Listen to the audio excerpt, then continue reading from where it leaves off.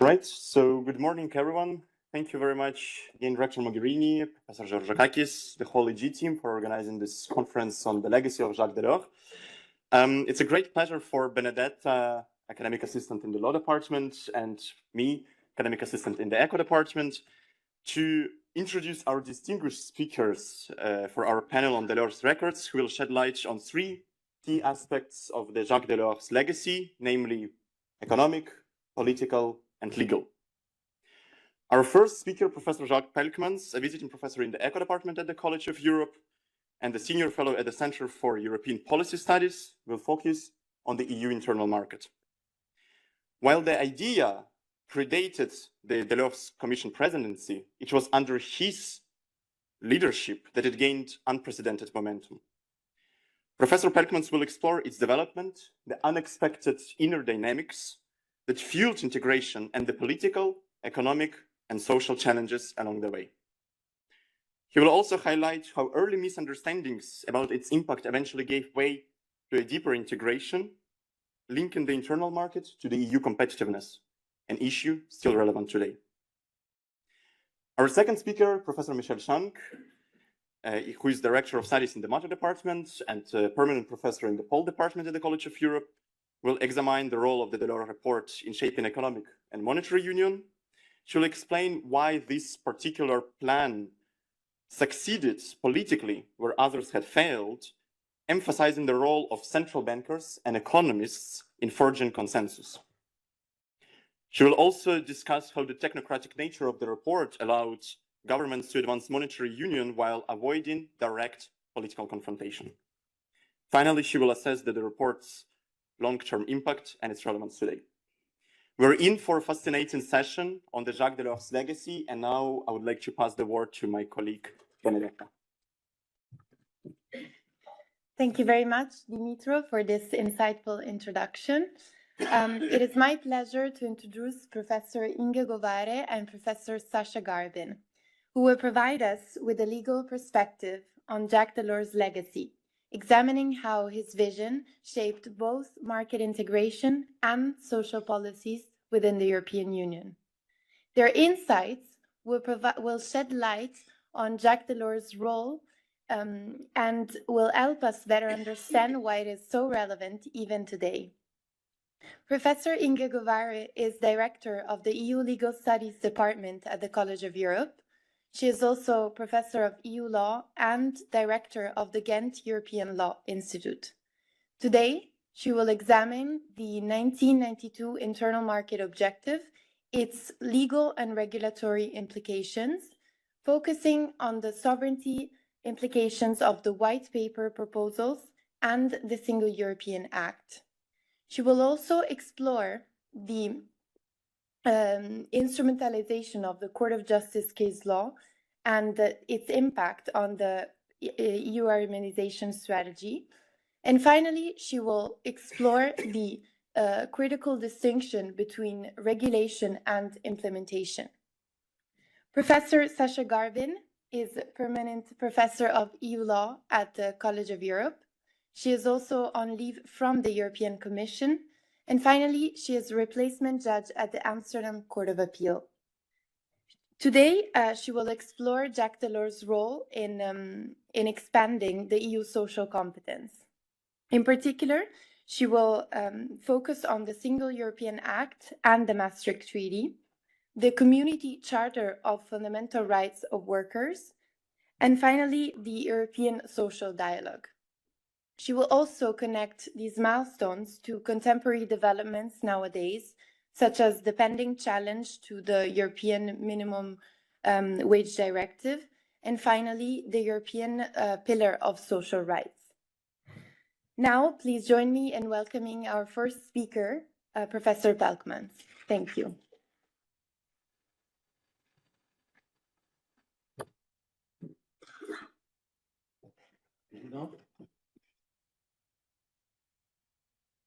Okay. Good morning, everybody. Bravo that you're all up and look fresh. I will speak about what I now call spiraling up, as you see. I have tried to avoid the word inner dynamics, which in political science has a special meaning, although it's not so clear exactly what it means when you start studying that. But it comes out from the neo-functionalist approaches to integration. I'm a humble economist, so I don't pretend that I fully understand all of this. So I give it another name, because in inner dynamics, the suggestion is that you try to explain where these inner dynamics come from, how they function, what it might result into. And I don't pretend that, but I do. When I look at EC 1992, or if you want, the internal market problématique under Jacques Delors, you have the feeling that it's so overwhelming that you want to explain it. So I've written another paper in a conference where only commissioners and 2 former presidents of the commission were there, and a few foreign ministers, a closed conference in Rome, in the capital, where the treaty has been signed, 57. I wrote that paper in 97. And there the question was, do we understand what we have done?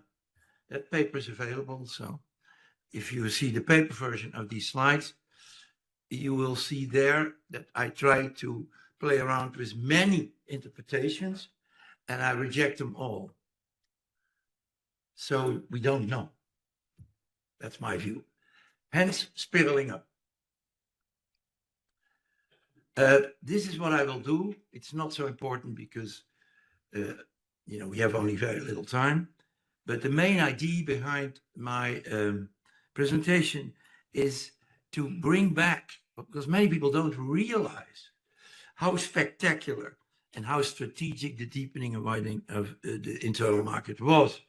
I'll begin with 1 or 2 anecdotes. Yesterday there were beautiful anecdotes, lovely. But in the end of 1982, so that's 3 years before the law came to Brussels, there wasn't even an internal market committee in the council. It was the initiative of Karl-Heinz Nariès, then the commissioner. You never hear about him. Completely wrong. He did a lot for preparing the ground for the law. It's absolutely phenomenal what he and his team did. But he went to the council and said, it was then under the German presidency, so he had some extra clout. We must have an internal market committee in the council because, there are 9 different committees, all deal with one fragment of what was then the marché commun. And he got that done. And in the first meeting, late November 1982, there was a small paper from the Commission trying to scrape together the barriers in the internal market that they could come up with. It's a very small paper. You should actually read that paper. We didn't even know what we had to do or what they had to do. So it's in March 83, there was a new paper from the Commission, double the size. They suddenly had discovered many more barriers. In the middle of 84, the big famous consolidation paper by Karl-Heinz Nariès and his team had all of a sudden 224 barriers. That came already rather close to the white paper only exactly 1 year later.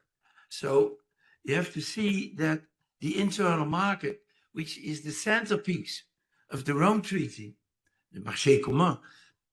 Look in the old library that we have here. How many books on the EU in those days? They are not called the European Community or something. It's all marché commun. Revue du marché commun is a journal you all know. So we didn't even know what we had to know.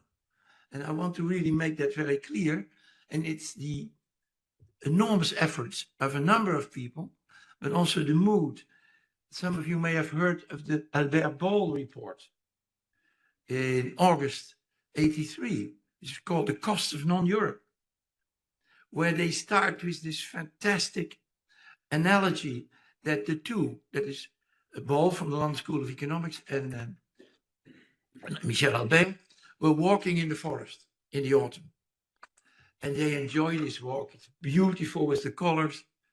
And then 2 weeks later, they come back. There isn't a leaf on the tree anymore. It's boring, empty, cold, and not enticing at all. and with this analogy, they start this fantastic report with this very stinging title, The Cost of Non-Europe. So the non-Europe idea was then born, and it helped a lot to focus the discussion. Then business came along. The European Roundtable of Industrialists. These are the CEOs of the biggest European companies. And they became, in a friendly way, very aggressive. That all prepared the ground for Jacques Delors and his team. So, I will deal with these topics very briefly.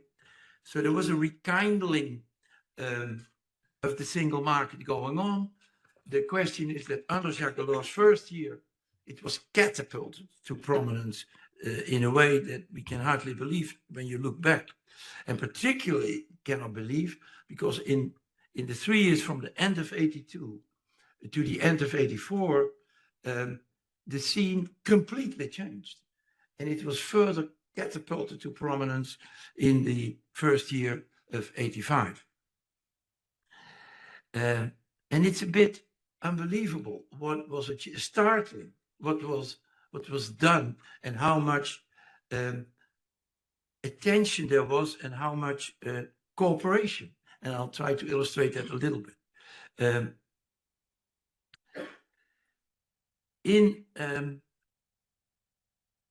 Let me say, in 10 January 1985, at SEPS, and you know I'm a SEPS fan. I've worked there most of my working life. Wisse Dekker, the president of Philips Electronics Company, but he was also a prominent figure in the European Roundtable, came to SEPS to set out the Dekker plan. And this was very consciously to help Delors. And this paper was completely different from what we had ever seen. It had calendars, precise plans, like a manager, you know, like a top manager. And this was very much to the liking of Delors and his team, because that's exactly what they wanted to do. Delors was, I heard lovely things yesterday, but one word I did not hear. Delors was a strategist above anything else. And so the first weeks he was already working on strategy. He traveled in the last few weeks of December. He traveled all the European capitals, then 10. Poor Letta, who had to do many more when he did his report. But anyway, it's important to see that because the 1985 was, it's like, you know, when you have 5 gears in the car, it's one thing. But what if you have 17 gears all in a single year? So, because that's what happened in 85. And then still the proposals for the Single European Act, which were absolutely part of the strategy of Delors. And in June here, or in July, I forgot, in the middle of the year, he heard from sweet Margaret, you know, the one we discussed yesterday, that she wouldn't have any of it. She said, niet. Only to sign the Single Act 6 months later, Jacques had done it again. So they, and the Irish and the Danish, and then the year was not even over yet. So it's unbelievable. And I wanted to say that very clearly. So after some preparation in the Narias years, it's really catapulted to prominence and dominance in the EU. So much so that when the Single Act was signed towards the end of 85, there was no legal obligation to do all these 300 plus measures in the annex of the white paper, legally spoken. But that's exactly what the Troika in the council did. Imagine that the Troika was trying to outcompete diligence, due and undue diligence, with the Commission, who was already very, very active.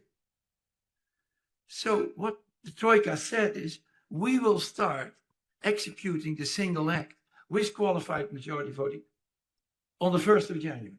And they did.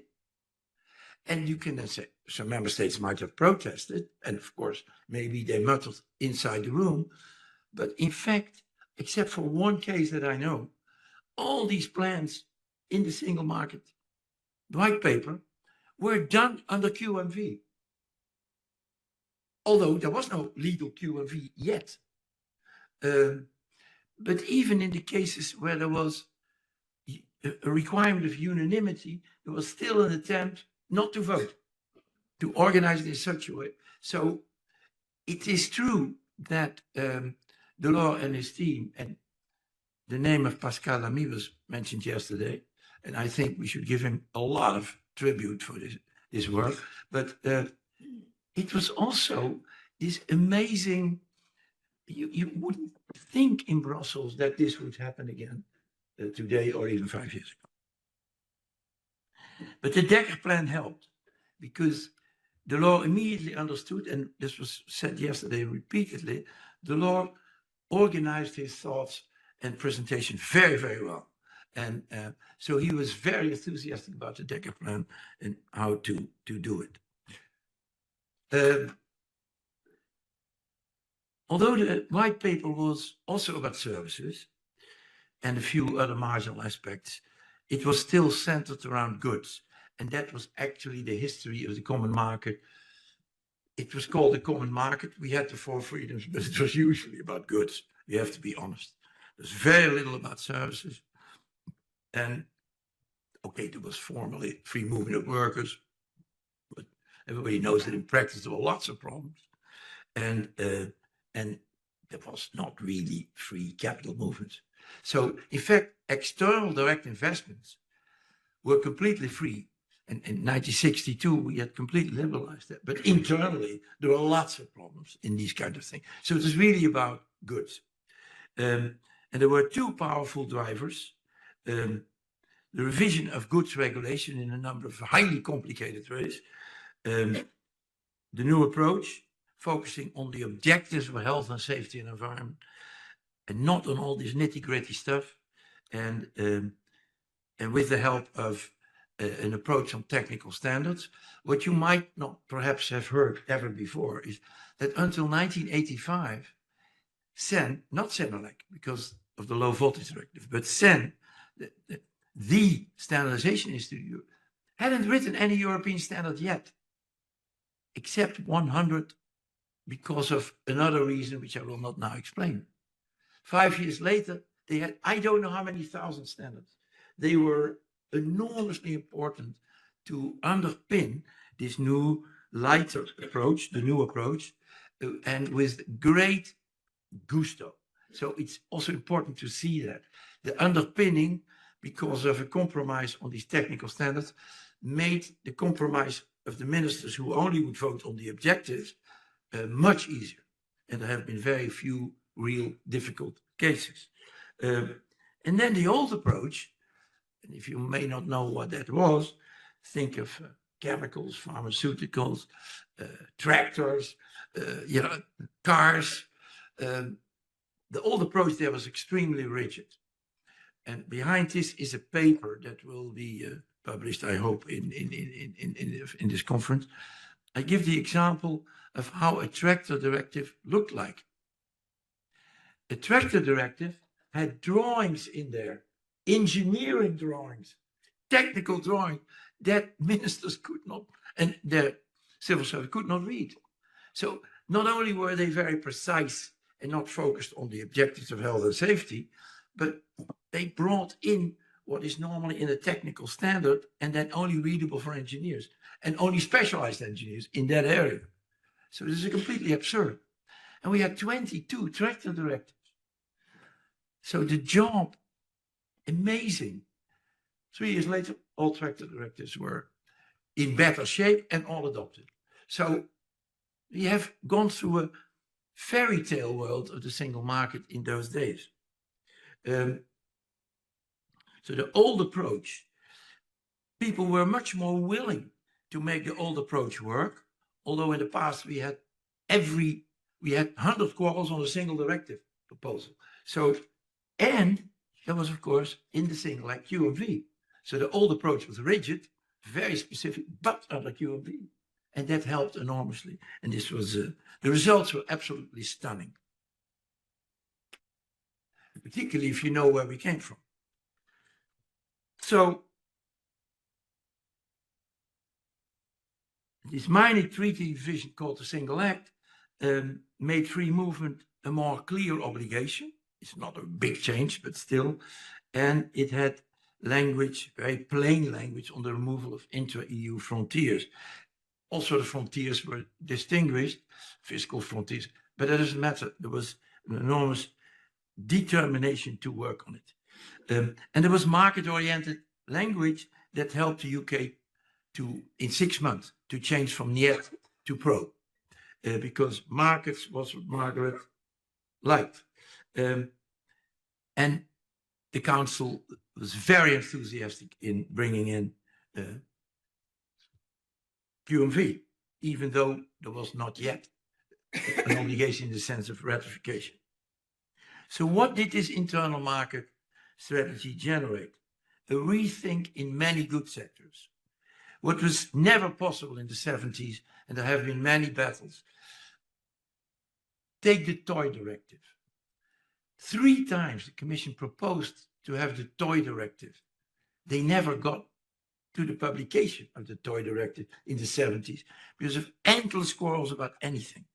After the Single Act, there was a very light proposal only on the objectives and the 2 pages on procedures, which wasn't controversial, and everything was pushed to the standard bodies, and it was done in a year, and maybe even shorter. I don't exactly remember. So, yeah, if you go through endless quarrels and you see then that it melts before your face, it is incredible. So a rethink in many good sectors. You had a horizontal food approach. You remember, first of all these mutual recognition cases in the court, from Cassis de Dijon onwards. But then also, why must we have directives that describe in detail how you must make jam, honey, how? So we had a directive on coffee. I mean, it's unbelievable. Why? All we wanted to make sure is, of course, that these products were safe and healthy, but how you do it, it's a matter of taste. It's a matter of the market. It's irrelevant. And so a lot of this was withdrawn.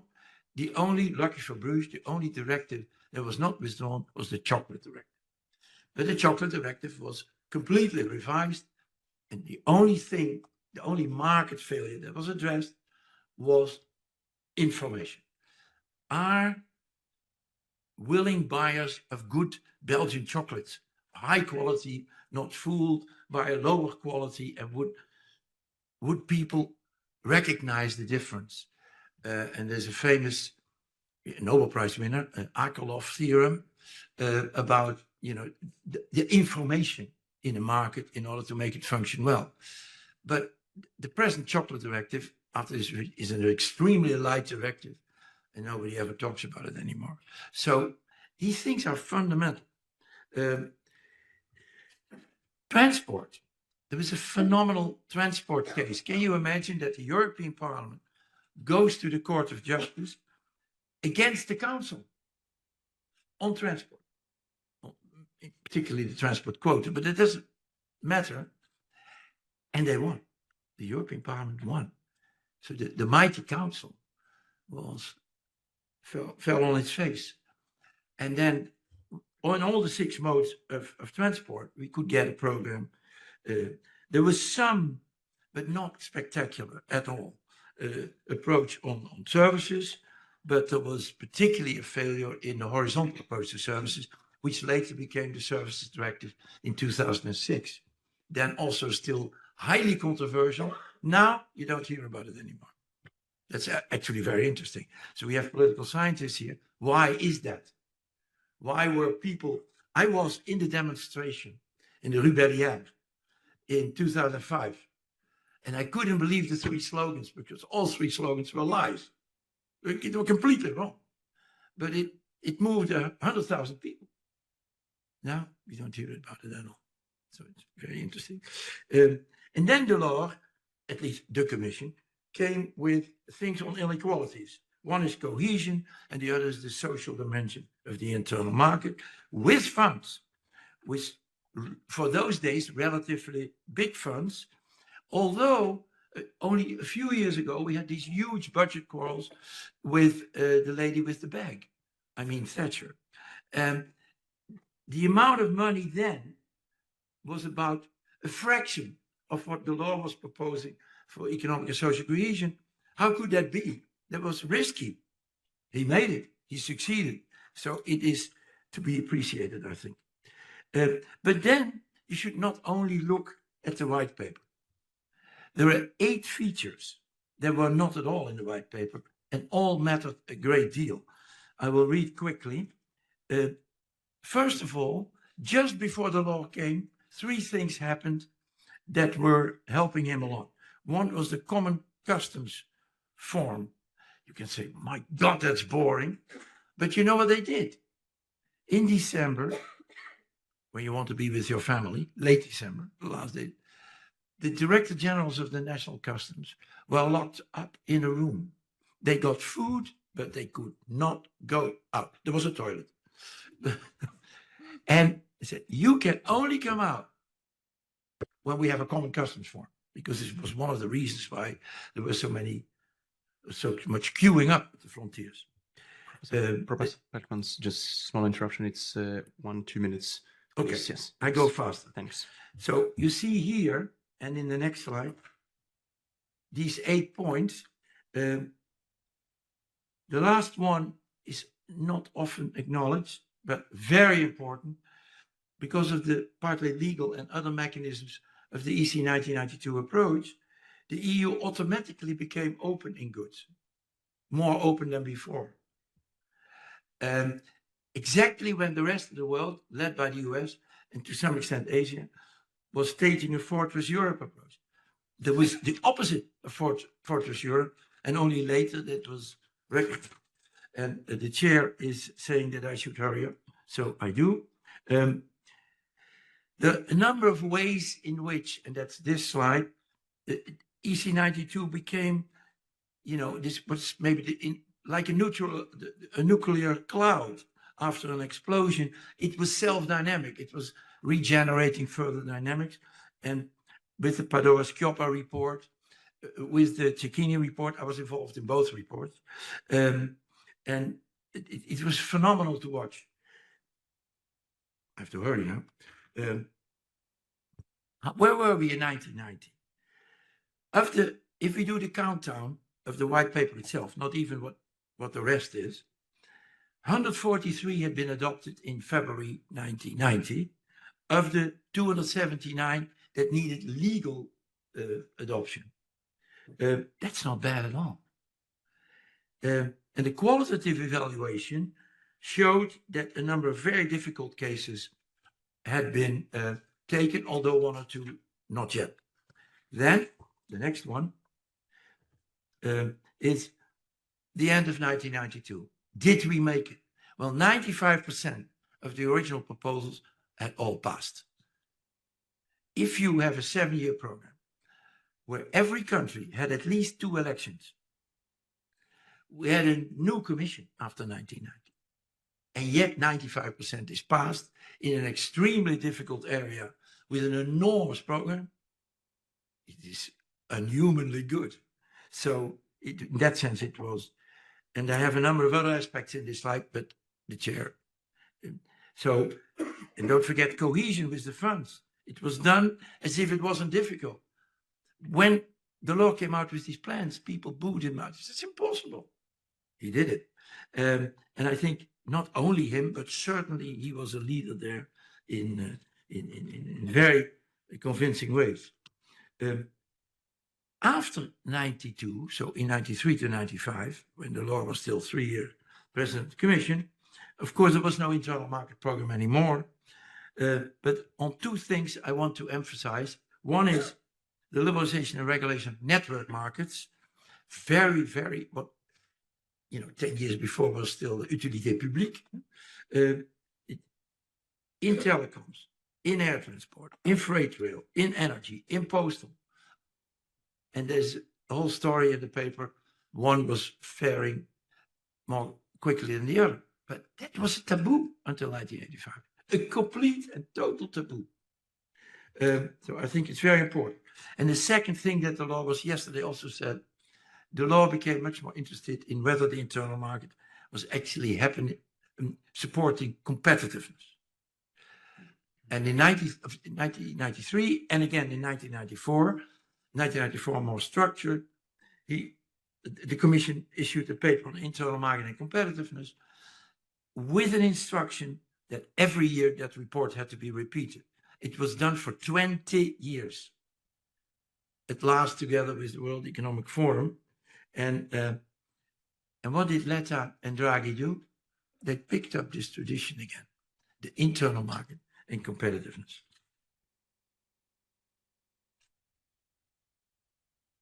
So the last slide I call the key inference of Delors' finest hour. He has, although he was attracted by macroeconomic and financial issues, and we all know what he did, he was still very supportive and faithful to the internal market cause, and also very much because of competitiveness. So his strategic approach has been mighty successful, although it cannot be only attributed to him, and extremely helpful for the EU. I am not a fan of heavy wording, but in this case, I think it truly transformed the EU and rendered it much more robust than 10 years before. If Delors were young and he would walk in here, I'm sure he would say, I'll do it again.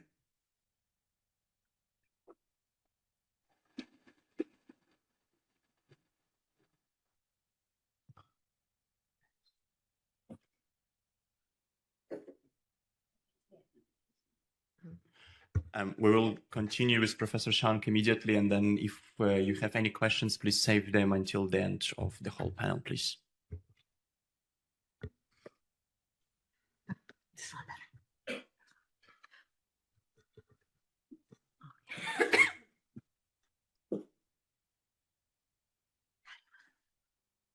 Just the right-hand side. Right here. No, you must first have it in there. You didn't put it in? It's in. It's in. Yeah. Ah, there it is. Whoops. Yeah. No, this is me. Oh, here it is. Okay. All right. So thank you and good morning, everyone. Today I'm going to be talking about the Delors report, prescience and prevarication. So the topic is economic and monetary union. And the title has to do with both the prescience of the Delors report in anticipating the needs of economic and monetary union, as well as the problems that would emerge. So in preparation for this, I had the pleasure of rereading the Delors report, and it was really striking how much he was able to anticipate the global financial crisis. He was able to anticipate the euro crisis, but it was the need to go and forge the political compromises that would make monetary union even possible that led to a prevarication on other elements that leave economic and monetary union incomplete. And so this is what I'm going to be going through today. So in simpler terms, why did we have a monetary union? And why does it look the way that it does, especially the emphasis on an independent central bank without a counterpoint when it comes to fiscal matters or financial matters? And the answer to these questions has a lot to do with Jacques Delors and the Delors report. So first of all, to set the stage of where we were and how we got to the Delors report in the late 1980s, is this road to economic and monetary union. It was a long one. It was not a new one. So as many in this room are familiar with the story of the fixed exchange rate system that we had after the Second World War and the highly interdependent open European economies that relied on exchange rate stability for their prosperity. And as this world started to crumble with the withdrawal of the United States dollar from this international system of fixed exchange rates, we saw the Europeans seek to create what they call the zone of monetary stability within Europe. Because it was one thing for the United States to withdraw and allow for exchange rate volatility. It was quite another thing for Europe to do so. Their economies couldn't afford it. So by 1969, we have the Hague Summit and the agreement that there would be a monetary union in stages. The Werner Report, 1970, so a precursor to the Delors Report, proposes this monetary union in stages with the goal of having a single currency by 1980. And in 1972, we have the creation of a European fixed exchange rate system known as the snake. So it all seems to be moving forward until it's not. And then we came to a rather sudden stop due mainly to one economic instability during this time. So oil crises, that sort of thing, the recession globally, internationally, but also within Europe, that when it came to European integration led to a period that is known in the political science literature as one of Eurosclerosis. So this was not the moment to move on to a single currency. Okay. But this world changes, and we're able to go and have the Delors Report. Whoops. All right, that's fine.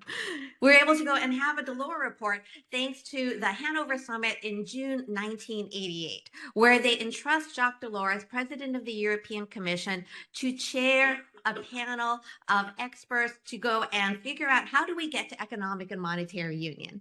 And Delors was really instrumental even at this very beginning stage, because if you think we're going to create a monetary union, who should be in the decision-making process? It is not necessarily central bankers that is going to be the first actors that come to mind. But Delors was one of the people that said it should not be finance ministers. If we were to have an economic and monetary union, it is likely that the finance ministers would block it. So instead, he brought into the committee national central bank governors. And this had a couple of effects. One is that there were national central bank governors that were also quite skeptical of economic and monetary union, but they viewed this as a political task. So if they were delegated the role of creating an economic and monetary union, they might not think it's a great idea, but this is how they would do it. So it also lent a technocratic legitimacy to the process. And it also led to them buying into that process as well, because this is a monetary union that they had also created. So we have the creation of the Delors Report that is then presented just a year later on the 12th of April, 1989. So a few general considerations of what's informally known as the Delors Report, and is formally a report on economic and monetary union in the European community. So I've pulled a few quotes here and there to really illustrate the important elements, and especially the elements that still resonate for us today. So one, we have a common monetary policy requires a high degree of compatibility of economic policies and consistency in a number of other policy areas, particularly in the fiscal field. So this is an acknowledgement that this is not what we have in 1989. And this also becomes an even more diverse field with successive enlargements. And moreover, we have the quote, the existence and preservation of this plurality. So they're going to maintain this plurality. This is not something that's going to change, but it would require a degree of autonomy and economic decision-making to remain with individual member countries. So there are going to be some hard limits on the amount of delegation that we're going to have in monetary union to the center. So this is already set out in the very beginning. So what would be some of the effects? On the one hand, you would lose an exchange rate. On the other hand, you would potentially gain financial market growth. So we have in the Delors Report, growing coordination of monetary policies will make a positive contribution to financial market integration. So this envisions a couple of things. One is you have monetary integration first, and you have financial integration coming afterwards. And at the time, you saw various spillover analogies that where you have a single currency, this is going to lead to a single financial market. However, there are also arguments that this should be happening concurrently rather than sequentially. But for political reasons, this is not what we're going to have. We're going to have monetary union, and then probably financial integration would happen afterwards. The next quote, exchange rate adjustments would no longer be available as an instrument to correct economic imbalances within the community. Such imbalances might arise if left uncorrected, would manifest themselves as regional disequilibria. So that was a little bit longish. I apologize for that. Some of you may be falling asleep during that, but if you were awake during the Euro crisis, that quote is sending chills down your spine, because this is what happened during the Euro crisis, where we had the loss of the exchange rate as an adjustment tool. So the only tool that was available to the member states that were undergoing severe market pressure was an internal devaluation. So that had to do with wages, whereas previously they were able to rely on external devaluation vis-a-vis the exchange rate. So the Delors report acknowledges that this is a possibility. Whoops. You film. Is it okay? It looks okay, yeah. Okay. So going on. Also, the recognition, and this came up numerous times in our session yesterday, that monetary union is not an island that can exist alone, that it must be complemented by other policies. So Delors had identified the competition policy, regional and structural policies, and macroeconomic policy. Whereas all of the focus afterwards took place on macroeconomic policy, to the chagrin of Delors himself, when the other policies, at least the regional and structural policies, definitely took a back seat. But it was very prescient in the need to acknowledge the economic diversity within the European Union and to accommodate that. I would also point out the role that the Delors report indicated for market discipline, and that market discipline can be quite fickle at the end of the day. On the one hand, we are going to have a monetary union that would see market forces that can exert a disciplinary influence, which is what happened during the exchange rate cooperation system that we'd seen under the European monetary system from 1979 onwards. However, access to a large capital market may for some time even facilitate the financing of economic imbalances, which is what we saw during the first decade of the euro, where we saw these economic imbalances accrue between the Northern European economies and the Southern European economies. That was perhaps more severe than was indicated within the Delors report itself, but nevertheless, it was quite a prescient indication of what was to come. Second, market views about the creditworthiness of official borrowers tend to change abruptly and result in the closure of access to market financing. Again, he's explaining the euro crisis to us a couple of decades in advance, where we had market stability, where markets basically viewed the member states as being pretty much interchangeable for one another, where the German interest rates were quite similar to what you could get for Spanish bonds or what you could get for Irish bonds, Portuguese bonds, until suddenly you couldn't. Until suddenly there was a sudden stop in capital flows. Yes. And then moving on to the role of fiscal policy, where in monetary union, there were academic arguments about the need for a stronger fiscal component. And during that original period in the 1970s that I talked about at the very beginning, there were also discussions that you need a fiscal counterpart. But the way this was defined within the Delors report was that there would be binding rules imposing an effective upper limit on budget deficits. So it was a keep your own house in order kind of system, which was strongly influenced by the interests of Germany and Northern European economies. This keep your own house in order was further strengthened by the exclusion of access to direct central bank credit and other forms of monetary financing. So the no monetary financing rule, as well as a limit to recourse to external borrowing in non-community currencies. So keep your own house in order because no one's coming to save you. And this is already in the Delors report, not because Delors himself wanted this to be the system, but this was what it would take to create monetary union. The European system of central banks is what by far and away gets the most attention when it comes to the influence of the Delors report. We have the European system of central banks with the primary objective of price stability. We have the coordination of banking supervision policies of the supervisory authorities. So this is not banking union. This is not integrated banking supervision. That doesn't come until the euro crisis. The central bank is going to be independent, one of the most independent central banks in the world, and its accountability would consist of the submission of an annual report to the European Parliament and European Council.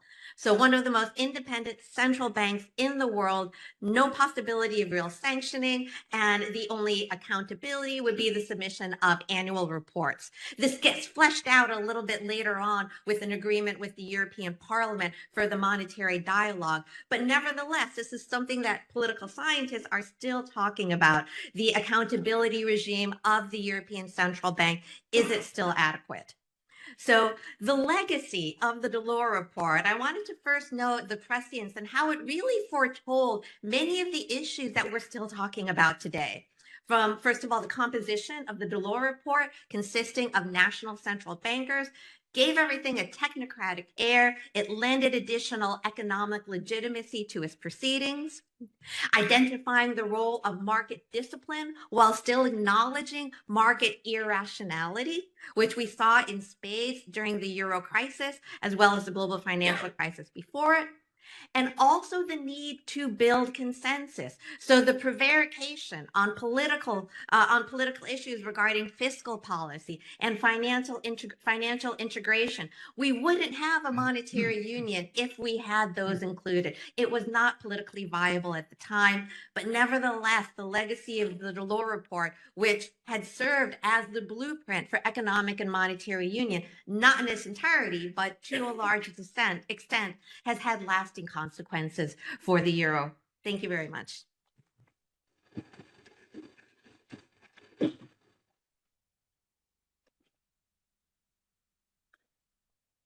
Inge, heb je dat nodig? Yep.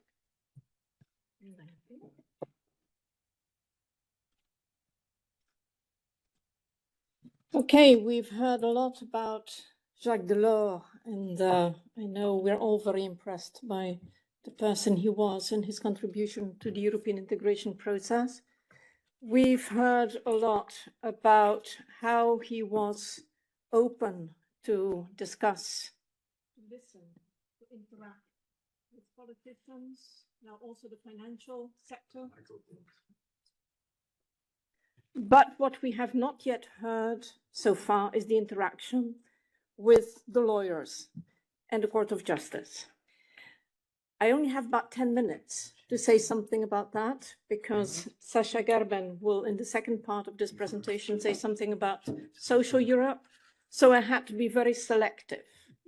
But I can assure you that there is much more to be said about the interaction between law and politics, in particular in that moment in time. Okay, let me quickly show. Okay, this doesn't work. Not so quick. Okay. These are the 3 points that I would like to address with you in these about 10 minutes.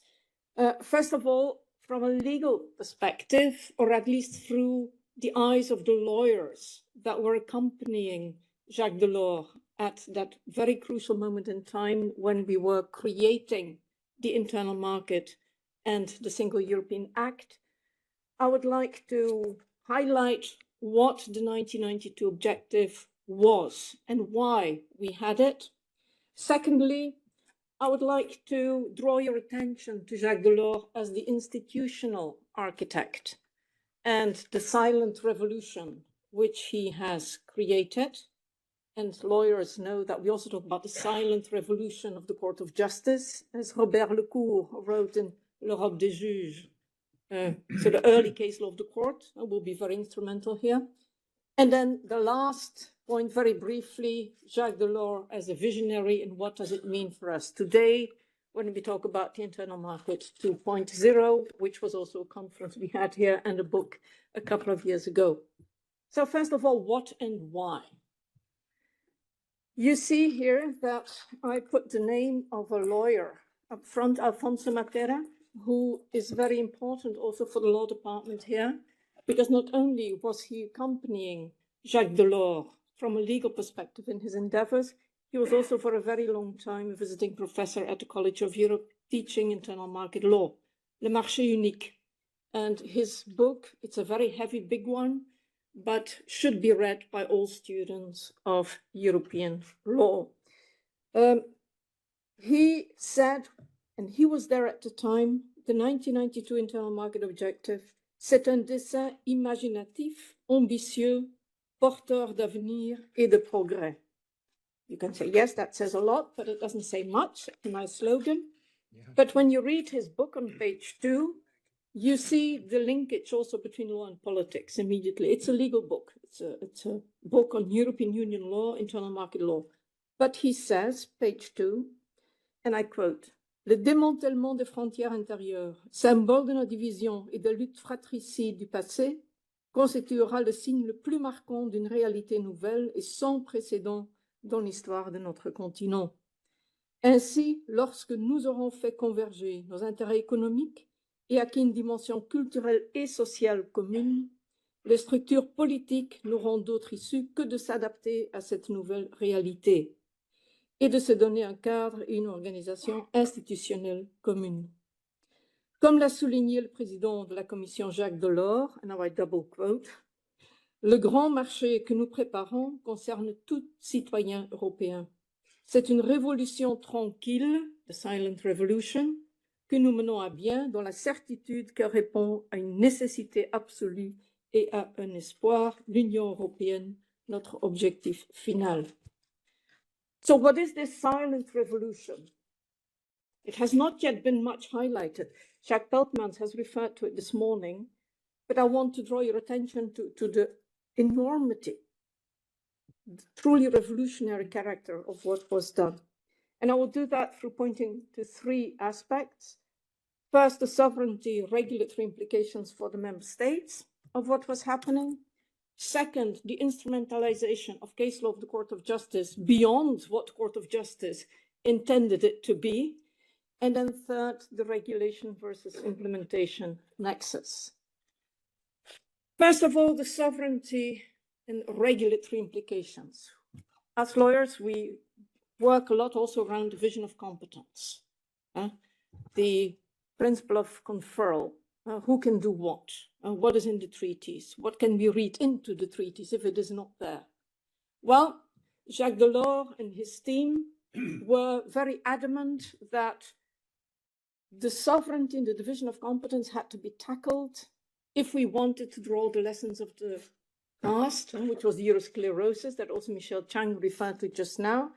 They said, member states, you have to be willing to give up your sovereignty in 2 main areas. First of all, give up control at the internal borders, because we will have now the 4 freedoms which we already had in the treaties. But the important part is without internal frontiers. In other words, you will give up the control at your borders. So you will give up that part of your sovereignty, or you can put it differently, you will pull together your sovereignty with respect to border control. It all depends how you look at it, right? And the second aspect, you have to give up your right to veto. And from now on, we will pass to qualified majority voting for basically all areas of internal market law, except for very sensitive areas. Now, giving up the right to veto means, as a sovereign state, that you no longer control the laws that will become applicable in your own territory. So if you put yourself back in the situation of the member states at that moment in time, this was tremendous. How could Jacques Delors and his team propose this kind of very far-reaching limitations on the sovereignty of states? It goes back to Van Genten laws. The case of the Court of Justice, where the court said, member states, you do not realize it. You think you've just concluded another treaty on the public international law, but you've done none of such things. You have created a new and autonomous legal order for the sake of which you have transferred part of your sovereignty to the Union. So it is the Court of Justice and Van Genten laws that introduced this concept of divisible sovereignty, which was very unique and very new. So when this proposal comes to give up sovereignty or to pool sovereignty with respect to frontier control and with respect to right to veto, the fundament has been laid already by the Court of Justice in the Van Genten laws case. But basically what is being proposed in the white paper and then taken on board in the Single European Act, so it became primary law of the European Union, was a continuation of what the Court of Justice had already introduced in Argentine laws. Different is the instrumentalization of other case law of the Court of Justice, which was just as revolutionary, which was, and it has already been mentioned also today, the Cassis de Dijon judgment. And you see here, ceci n'est pas Cassis de Dijon. Also, it refers to a famous painting, as you know, in Belgium. I don't have to spell it out to you, but that is precisely what it is. The court did one thing in Cassis de Dijon, and what it became was something totally different, right? Okay, so what did the court do in Cassis de Dijon? We were at the time of eurosclerosis, the oil crisis, the economic crisis. No longer a willingness of the member states to move on with the European integration process. So basically they blocked decision-making in the Council. At the same time, you have the technical barriers being introduced at national level, which make movement of products de facto more and more difficult. But the solution provided in the treaty to deal with that was harmonization. But for harmonization, you need political willingness. So if you don't have political willingness, you are blocked. So that is basically the situation we were in the 70s. Court of Justice in Cassis de Dijon is faced with this problem that there is no harmonization, and there is not likely to be harmonization to provide a legal framework to guarantee free movement of goods in practice. So what does the court do? The court looks at this problem and says, well, wait a minute. The problem arises because we apply international trade law. And international trade law says you have to look at the member state of importation and the rules in vigor in the member state of importation to know whether you can market your product. But didn't we say in Argentine laws that we have a new and autonomous legal order, which is distinct from public international law and distinct from constitutional law, member states' legal orders? So why should we follow international trade law? Let's take international trade law, put it on its head, and say, instead of looking at the regulation enforced in the member states of importation, we will look at the member state of exportation. And today you would have 26 member states of importation, but there's always only one member state of exportation. So we say as soon as a product complies with the regulation enforced in the member state of exportation, it may move freely within the European Union, which was ingenious, which was quite frankly ingenious. But of course, if you do that, you have to accept at the same time that the member state of importation may invoke other higher objectives which are not mentioned in the treaty in case the member state of exportation would have failed to provide a sufficient high level of regulation to avoid a downward spiral. So we also have, as a complementary part, the mandatory requirements. This is all ingenious, but it was a solution offered by the Court of Justice in the absence of harmonization. And that is also what the court stresses. In the absence of harmonization, we will proceed on this basis. Can be challenged from the perspective of what about the democratic legitimacy? Can the court just do that, interfere with the regulatory framework set up by the treaties? But then again, harmonization could take place and take over any given factual situation. What we see, however, is that the Commission and Professor Matera, he liked to be called, and he was called, Monsieur Cassis de Dijon, because of the way that he was instrumental in instrumentalizing Cassis de Dijon for the sake of achieving the internal market. So what did the Commission do? The Commission introduced that new regulatory practice, which was already referred to by Jacques Delors this morning, combining negative and positive harmonization. In other words, mutual recognition and the Cassis de Dijon logic was now taken as the departure of the regulatory framework at the European Union level. So in other words, you get a democratic rubber stamping of Cassis de Dijon through the positive regulation at the European Union level. So what we need is this new strategy, which rests and which instrumentalizes Cassis de Dijon. It says, we will now focus the true positive harmonization on those elements that could not already be dealt with through the Cassis de Dijon logic. In other words, you start from the premise mutual recognition, but those areas which continue to be an obstacle and which cannot be removed by the court, there we will focus our true regulatory attention. So in other words, you focus on the harmonization of the higher objectives which can be invoked by the member states to escape the logic of Cassis de Dijon, or at least to escape the logic of mutual recognition, because the mandatory requirements are also very much part of the Cassis de Dijon logic. So now you focus on harmonization of higher objectives, and then you leave a lot to standardization. Jacques Delors explained very well the benefits of this when he referred to his tractor harmonizations. But if you look at it from a legal perspective, you may have a problem, because when you focus on the harmonization of those higher objectives, well, those higher objectives are exceptions to the free movement, right?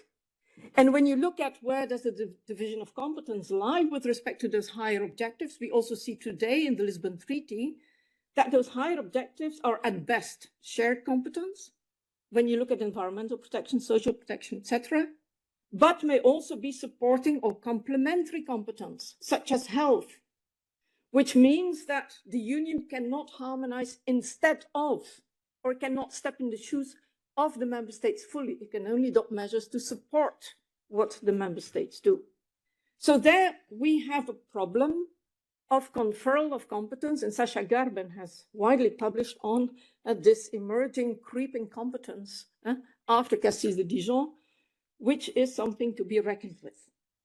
Tested before the Court of Justice, this new approach through the tobacco advertising case that you all know, we see this interaction between law and politics, whereby the Court of Justice then rubber-stamped this new approach, saying, okay, we will read the treaties in such a way that you can come to this new approach to harmonization. I don't want to explain the case here to the fullest, but the Court of Justice basically referred, it's one of the rare cases where the court openly refers to that principle of conferral, so pinpointing where the problem lies, but then offering a solution through combined reading of treaty provisions on the internal market and public health in this case together. So we see that interaction, how they support one another. Now this new approach to harmonization is still there today. It's no longer so new, but it is still the approach to harmonization, which you cannot find in the treaties. The treaties still refer to the traditional harmonization. So this new approach to harmonization, this instrumentalization of Cassis de Dijon is still ongoing, but you cannot read it in the treaties. Okay, so you have to look at the case, or you have to look at the practice.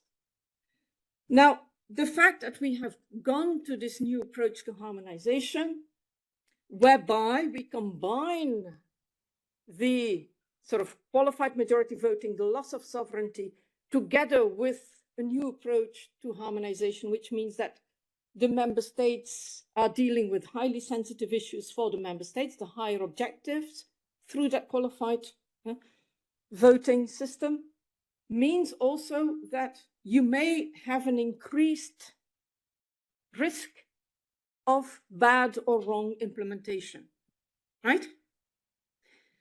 So that was also acknowledged early on by Jacques Delors and by his team. And of course, we have in the treaties the legal mechanisms to address this, and the legal action that the Commission can take against member states. And I did a quick search, and we do indeed have quite a number of cases, Commission versus member states. And you all know probably that in internal market law, there have been a lot of cases, Commission versus France in particular. So that road has been taken. But this was, of course, very cumbersome and not very efficient for the Commission. So they started that second track, more political track, combined with the legal enforcement, which was the name and shame list, the internal market scoreboard, which we still have today, and where we see that discrepancy between political and legal, because the European Council accepts a 1% implementation deficit. They think that politically this is acceptable. From a legal perspective, if you want to have an internal market and also for member states to comply with their treaty obligations, of course, every infringement will be a legal problem and may be pursued through legal action, right? So there we see that tension between the law and politics which have emerged from this totally new setting which has been created. So that is for the new architecture that was created, resting on case law of the Court of Justice and instrumentalizing case law of the court until today. I will not go into the difficulties then further on created by Keck and Mitoire and the follow-up cases to Cassis de Dijon, which of course also interfered then with that regulatory framework. But I want to say something as a last final remark about Jacques Delors as a visionary. Because yesterday, towards the end, the question was also posed, and I thought it was a very good question. Would everyone have done the same thing at that moment in time if they were in Jacques Delors' shoes? In other words, was it inevitable? And what was really the impact of his person? The answer was already given yesterday, and I thought it was a very good answer to say, of course, it had a lot to do also with the way that he was using the context and the tools at his disposal. So it makes it unique, the fact that he did it. And that's also what I want to end up with here. And I did make my slides before the discussion yesterday, so it sort of fit in neatly. First of all, Delors as a visionary, I saw that with respect to two aspects, both with respect to the scope of the internal market and with respect to the dynamics and the objectives of the internal market.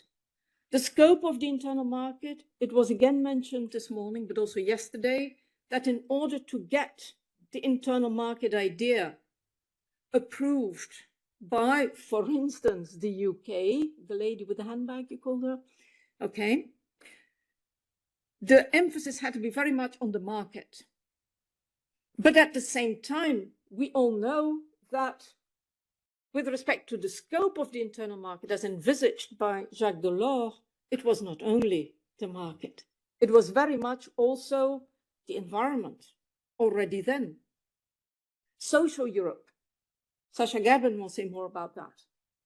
EU citizenship. We haven't had a session on EU citizenship.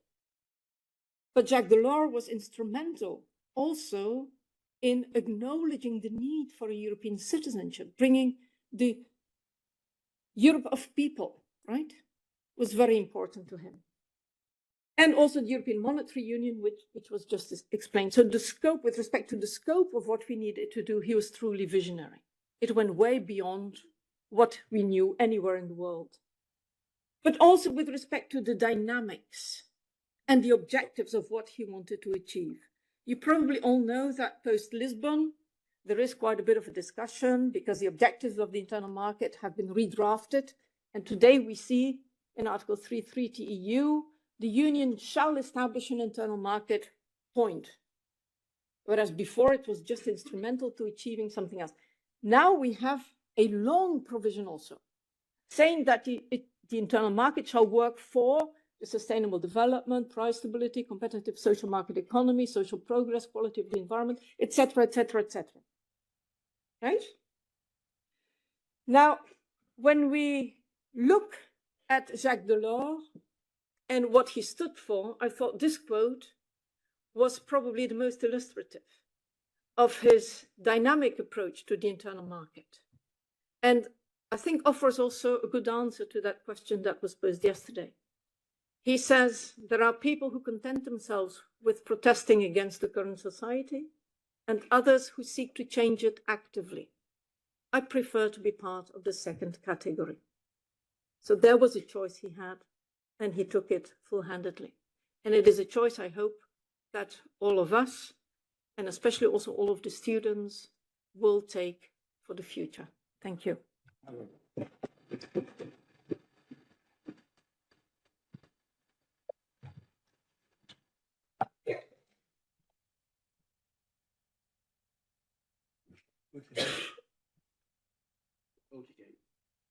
De grote G.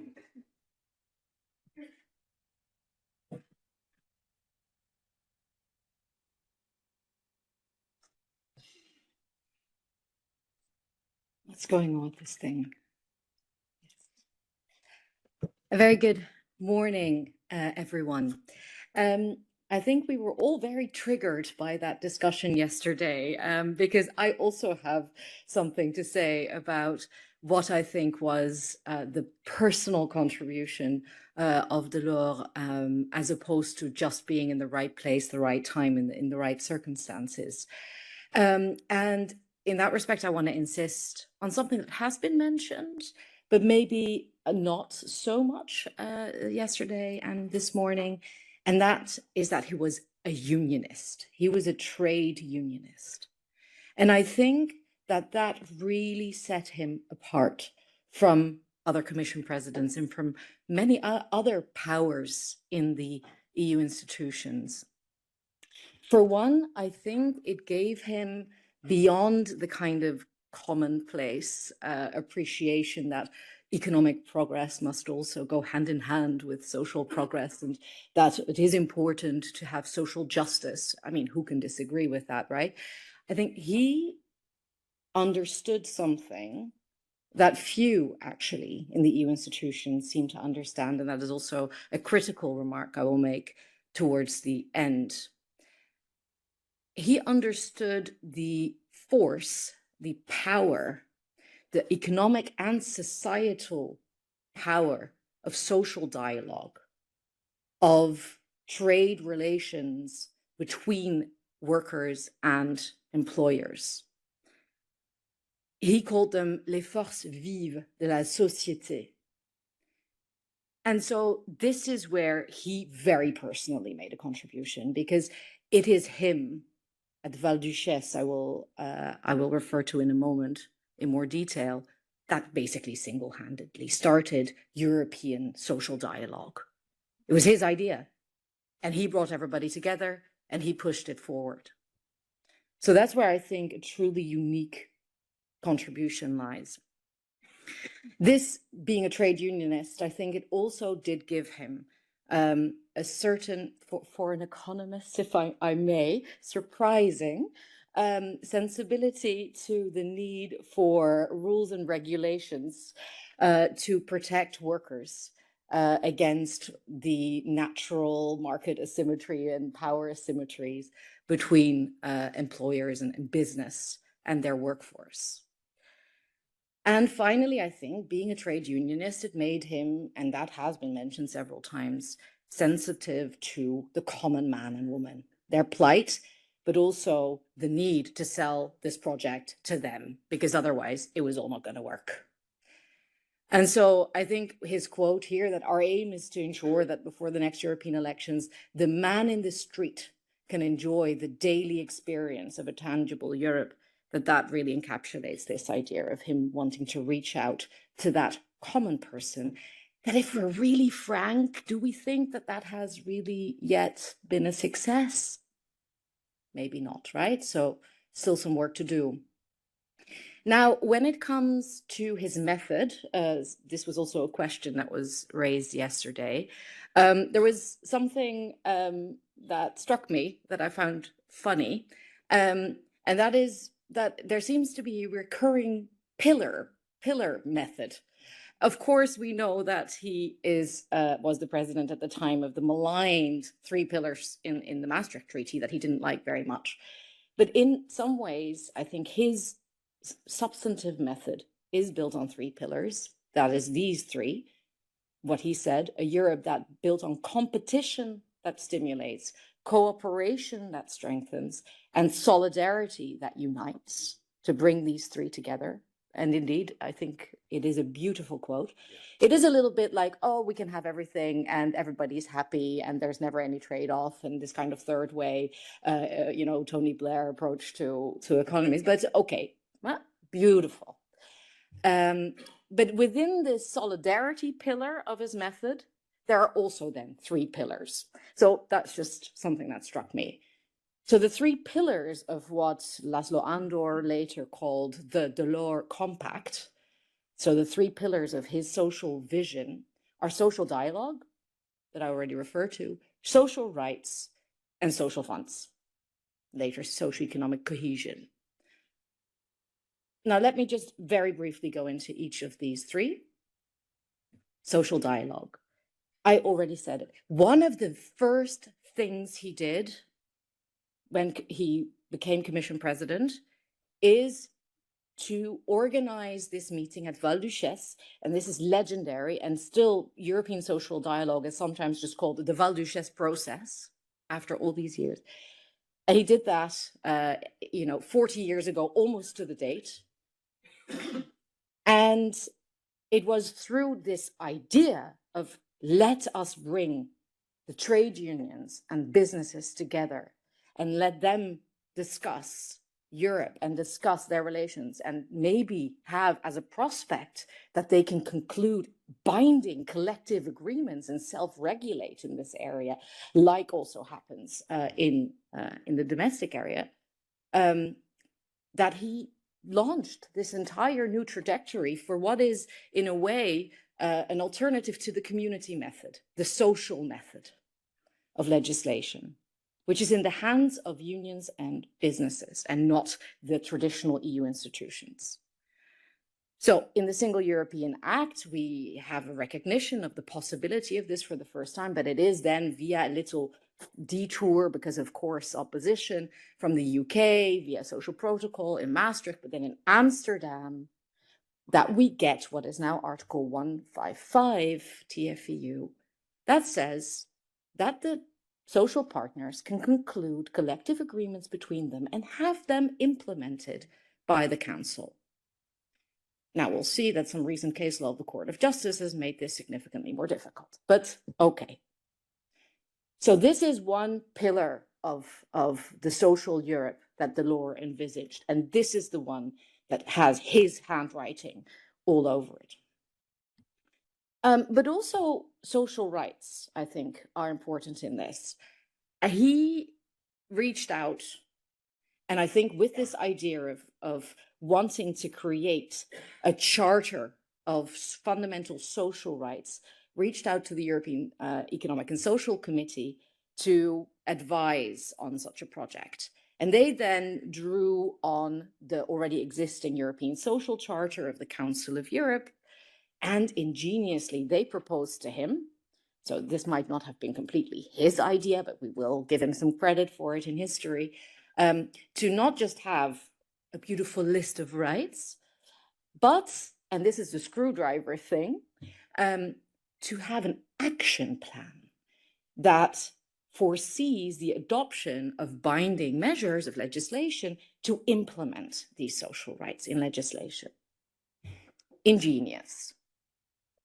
So in 1989, the non-binding declaratory Community Charter on the Fundamental Social Rights of Workers is adopted by everyone except the UK, of course, with this social action plan. And it led to a flourishing of the social acquis in the years later. We heard yesterday on the student panel that it led to mostly non-binding recommendations. That is not true. We had a directive on working time, we had a directive on pregnancy and maternity, we had a European Works Council directive, and there are others. These are binding legal measures. This is a core of the EU social acquis. And then on the funds, I think I want to quote Delors himself as to what his contribution was there. And he says, I'll just paraphrase a little bit, when I arrived, there were already some funds. It's not that I invented these, out of thin air. There was a regional fund, the agricultural fund, the social fund. But in the context of the accession of Spain and Portugal, there was some innovation with a so-called integrated Mediterranean program. And this all gave me the idea of pulling all of this, power of branding, right? Pulling all of this together under this concept of economic and social cohesion. And this, he says, this is what I added, right? I gave it this concept. The power of concept is very powerful, and I think we can agree that to this day, economic and social cohesion is turning out to be a crucial factor for the EU going forward. It was evident for him that the single market could not progress without such a cohesion policy, This became one of the foundation stones of the Single Act, which I believe revived Europe, said Delors, looking back in 2012. Okay, so these are the three social the pillars. And let us now then turn to Delors' social legacy today. And the first thing that we see is another pillar. It's the European pillar of social rights. And Delors must have he must have felt like a wormhole, going through a wormhole, seeing the emergence of the European pillar of social rights in 2017, because this is basically the spitting image of the community charter that we just discussed from 89. What is this pillar? If you are not aware, so there was a little thing called the economic crisis, and then there was also a little thing of severe downward regression and oppression of labor standards and social rights by the European Union institutions and the Troika. And so there was also the need to maybe coming out of that crisis, show a slightly more social face to European integration once again, and to heed what Delors had been saying those many years before already. And so coming out of the crisis in 2017, the Commission came out with a European pillar of social rights, basically, again, a declaratory proclamation of, in this case, 20 fundamental social rights and principles. And it was once again initially trying to deviate from UK opposition, although that problem resolved itself with Brexit. It was not legally binding like the Community Charter, but like the Community Charter, the trick was in the action plan. That's where the screwdriver is. So once again, it was a plan to adopt a lot of directives and also some other measures. But as lawyers, I think we like the directives very much. So we now have a directive on predictable and transparent working conditions. We have a new work-life balance directive. We have the online platform work directive, and we have a minimum wage directive, landmark achievement for social Europe.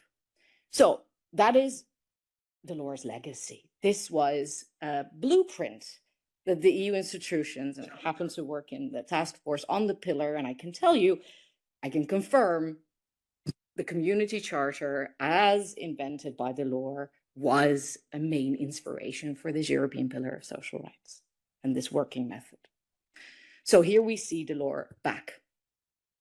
Now, for a moment, zooming in on the EU minimum wage directive, I don't know how much time I have left. 2 minutes? Okay, so for 1 minute, I will zoom in on the EU minimum wage directive, which is a very innovative piece of legislation. And it has basically two components. There is a component on wages, on adequacy.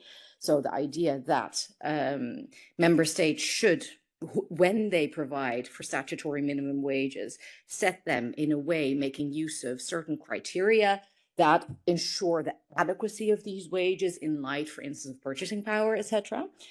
And on the other side, there is the collective bargaining and the idea that member states should, through action plans and things like that, try to encourage collective bargaining on wages in their member states. It really is something very important and a landmark achievement for social Europe that I think Delors would be very proud of, but it is currently under challenge at the Court of Justice.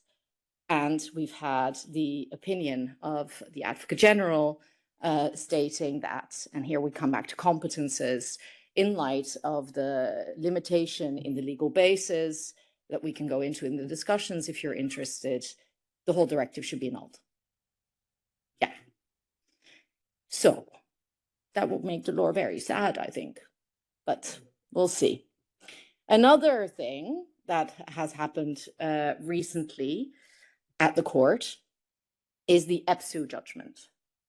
The background to this is that in that socially regressive period that I referred to before, there were two successfully concluded collective agreements, one in the hairdressing sector and one for public administrations, EPSU.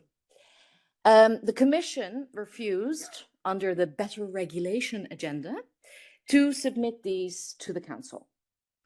And we've been talking about ladies with handbags. Well, the Commission President Barroso said, you know, I'm not submitting this hairdressing agreement because the EU should not be concerned with blonde women on high heels. It's a far cry from the inspirational quotes we've been having from Jacques Delors. Huh? Yeah. Sorry. What did the court say? Now, for the lawyers in the room, Article 1552 says this: agreements concluded at union level shall be implemented either in accordance with procedures and practices specific to management and labor in the member states, or in matters covered by 153 at the joint request of the signatory parties by council decision on a proposal from the Commission. Parliament shall be kept informed. Shall and may are different universes, right? So there was a textual argument. The Commission could not say, I don't like this because this is about hairdressers and I don't know, I don't want them to take off their high heels, and to have an obligation to submit this. The court had a choice. It could read this provision textually and also in light of the fundamental right in the EU Charter of collective bargaining in Article 28, or it could read it more in light of Article 17 and the Commission's monopoly on legislative initiative and say, no, we want to give the Commission that discretion that it has in the community method as well. The text of Article 17 says, union legislative acts may only be adopted on the basis of a Commission proposal, except where the treaties provide otherwise. So, I guess, lawyers, the except where treaties provide otherwise could be Article 155, right? Okay, but no, the court was not convinced, so bye-bye. Now, I want to again go to two Jacques Delors quotes to end here. The community does not intend to subordinate fundamental workers' rights to economic efficiency alone. Who could oppose such an idea, which is common to our social traditions? Who could contest the political and pedagogical significance of such a message for the people's Europe, for the man in the street? When a time comes to translate these principles into the realities of laws or collective bargaining agreements, the subsidiarity principle will fully apply and enable the full respect of existing diversities. But a social Europe we must have. It's not a nice to have, it's a have to have, right? Well, unfortunately, with the cases like Viking, Laval, FNV, Achet, Alemoheron, EPSU, Olympus, and I can mention quite a few others, we don't, I think, achieve this objective. And so maybe we need a person like Jacques Delors at the court. To conclude, what a fantastic progress it would be for our values of democracy and social justice if we manage to demonstrate our capacity to jointly succeed in building a more harmonious society which would be more accessible to all. Thank you.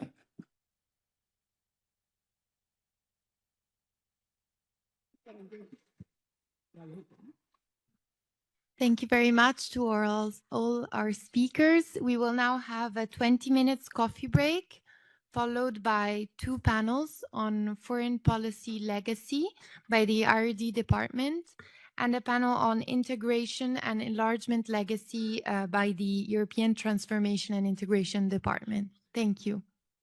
And just to precise, coffee is free for everyone. So, chers professeurs, chers étudiants, collègues et spectateurs, je vais introduire pour ce dernier panel, mais pas la dernière intervention, Igor Vidacek, l'actuel directeur du département de transformation et intégration européenne, le département du campus de Tirana, dédié en grande partie à la politique d'élargissement de l'Union européenne. Le professeur Vidacek est également professeur en politique de l'Union européenne à la faculté de Zagreb, à l'université de Zagreb, où il a également la charge de la chaire Jean Monnet, Active European Democracy Citizenship for Resilient Society.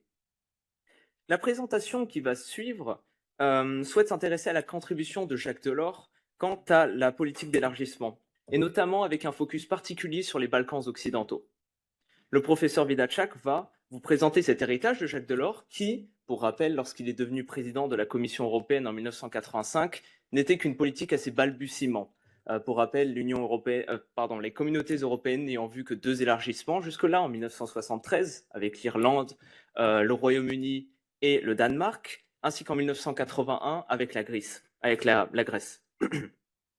Ses principales contributions à cette politique sont nombreuses.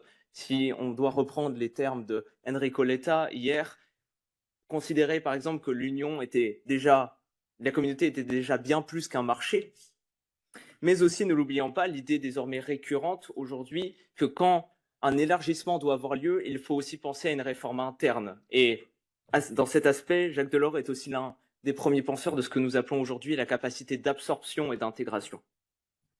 Mais cette présentation ne se concentrera pas seulement sur les pierres angulaires de la politique menée sous Delors, mais aussi sur certaines critiques récurrentes qu'on peut toujours voir sous quelques aspects de nos jours, qu'il s'agisse de la priorité de l'Union européenne donnée à ce qu'on appelle la stabilitocratie, ou difficulté à gérer des conflits dans son voisinage. Ces 2 défis étant d'ailleurs d'autant plus pertinents quand on les observe sous l'angle des Balkans occidentaux, car le second mandat de Delors a été notamment marqué par le début des guerres de Yougoslavie. Enfin, il s'agira de montrer quelles leçons tirer pour aujourd'hui et l'avenir. Et là encore, l'héritage de Delors permet de découvrir et de redécouvrir des éléments de réponse à nos défis actuels, que ce soit de concevoir, comme je l'ai dit juste avant, les différentes politiques comme étant bien plus qu'elles ne le sont à l'origine, ou de se reposer sur ce qui compte véritablement, à savoir les citoyens. Good morning. It is my pleasure to introduce you to the final speaker on the panel, which is Professor Siglinde Gustul. Professor Gustul has been Director of the Department of EU International Relations and Diplomacy Studies at the college since 2010, but has been working as a professor here since 2005. She's published extensively on EU external relations, its external representation and trade policy. Today, Professor Gustul's presentation, titled Fallen in Love with the Internal Market, the European Economic Area, the EU's Northern Enlargement, and Lessons Learned, explores Delors' proposal for a structured partnership between the European Community and the European Free Trade Association, which allowed the European Community to focus on deepening integration through the subsequent agreement on the European Economic Area. However, before this agreement came into force, Austria, Sweden, Switzerland, Norway, and Finland applied for membership. Professor Gustul discusses why these countries did not fall in love with the extended internal market and the lessons that can be drawn for the EU's contemporary neighbourhood relations. I pass the floor to the professors.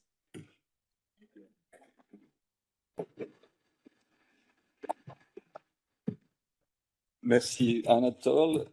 Chers collègues, chers étudiants, je voulais tout d'abord remercier Didier et son équipe pour cette excellente organisation et pour cette initiative en fait.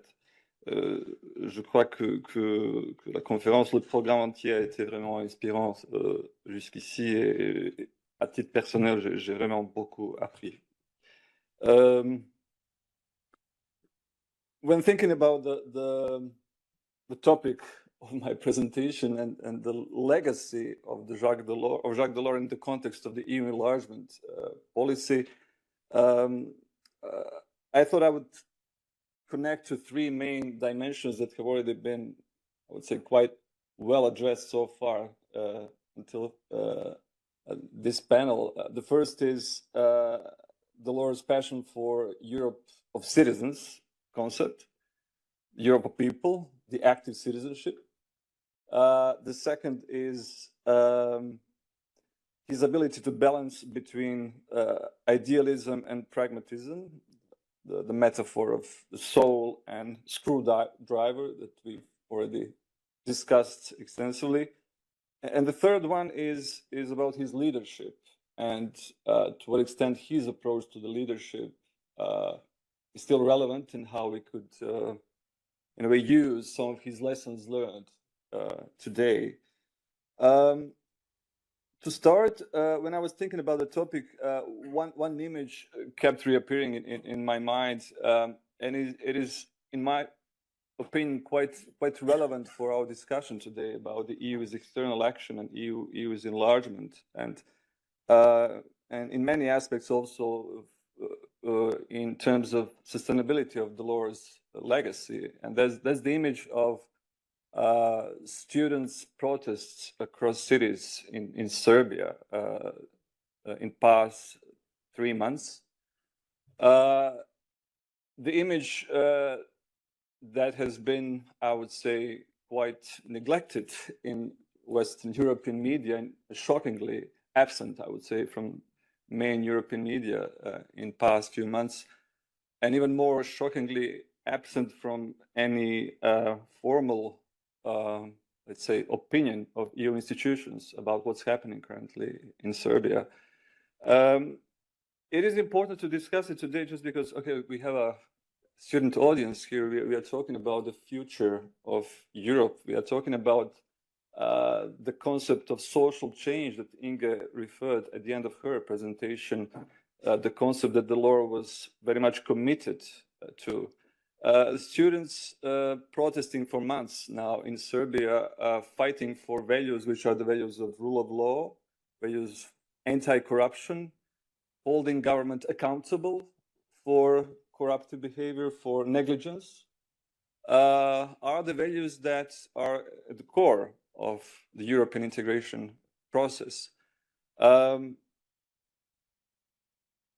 are basically fighting for, in Delors' words, is the soul of the European integration. And if I would have to imagine Delors' reaction to these protests in past months, it would not be the silence, I would say. It would be at least a certain support to the most progressive forces in these societies.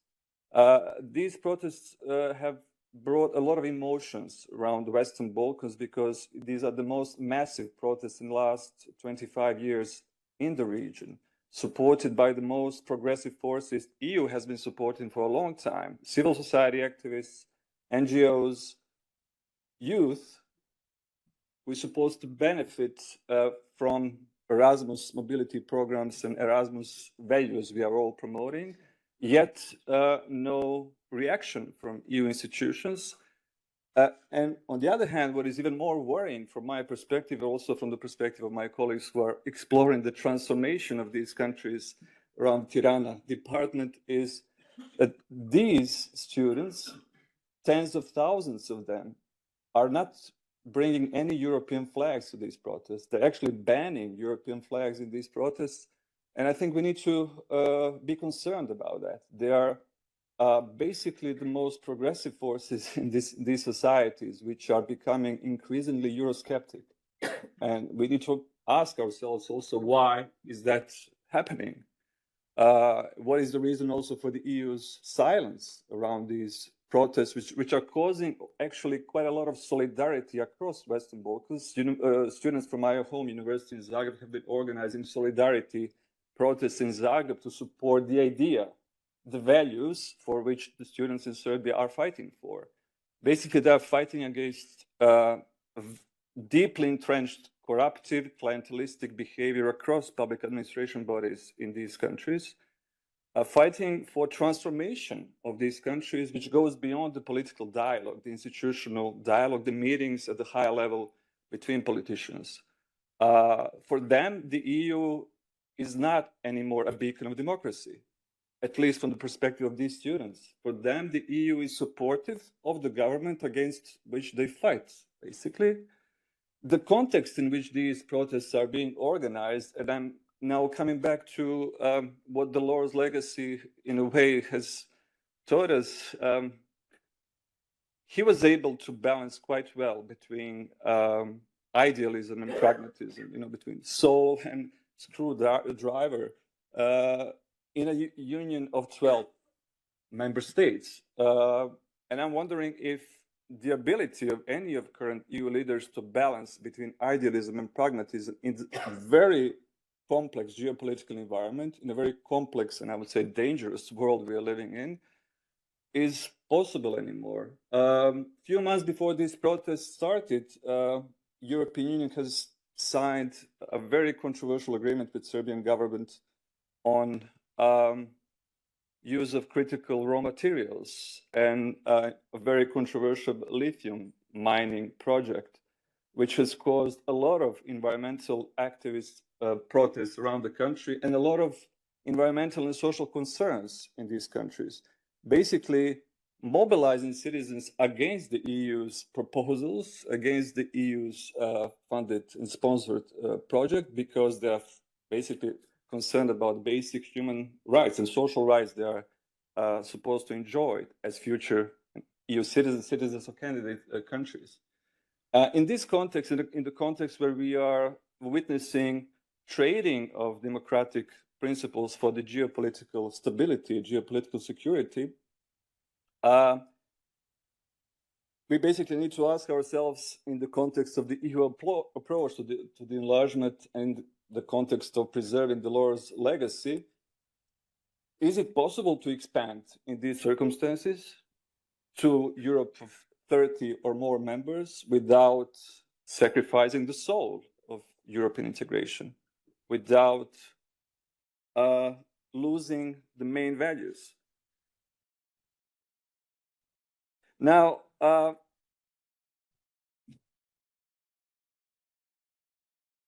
when we discussed yesterday the leadership legacy of Jacques Delors, I very much like the quote by Enrico Letta, who talked about Delors' unique ability to say no in the name of European values.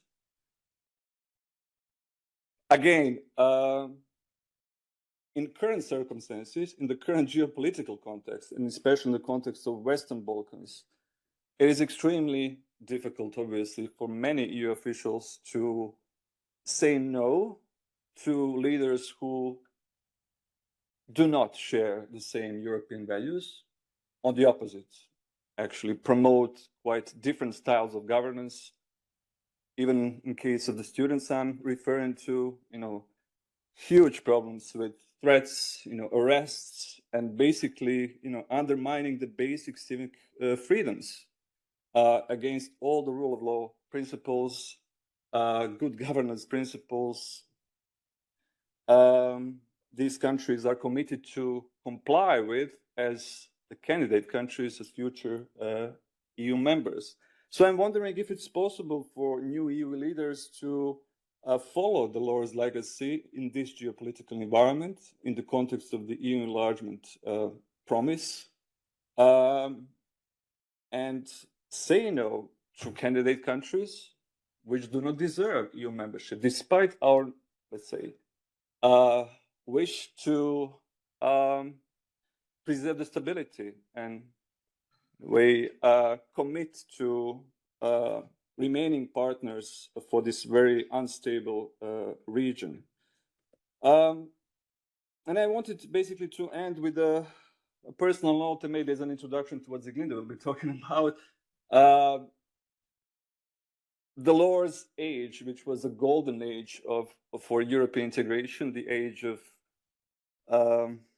enthusiasm for the EU integration, was also the age which coincided with the darkest of times for the Western Balkans. And I think we need to be aware that Delors' mandate, not necessarily because of his lack or his involvement, was one of the moments of the biggest failures and weaknesses in the EU's external action, which also contributed to shaping the common foreign and security policy.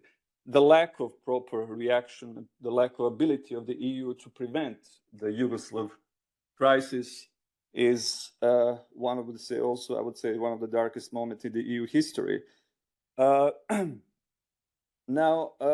and I will end with just a personal reflection, just because I was born and raised in Mostar, a city which was, in a way, which remained one of the symbols of the war in Western Balkans, divided city, a city which is still 30 years after the war, a divided society.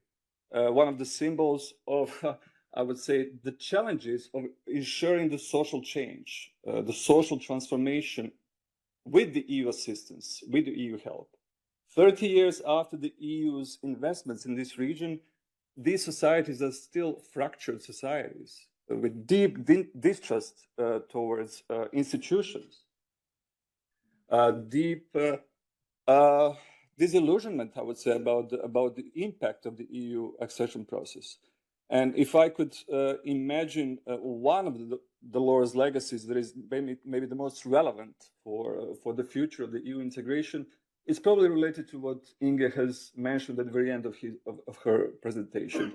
This is the EU's leaders' commitment to support those forces in societies of Western Balkans and entire enlargement region that are committed to social change, committed to social transformation, that are committed to the soul of European integration. And this is something which I would like to leave, especially our students, with as a thought for food for thought for your next professional future development. So, thank you.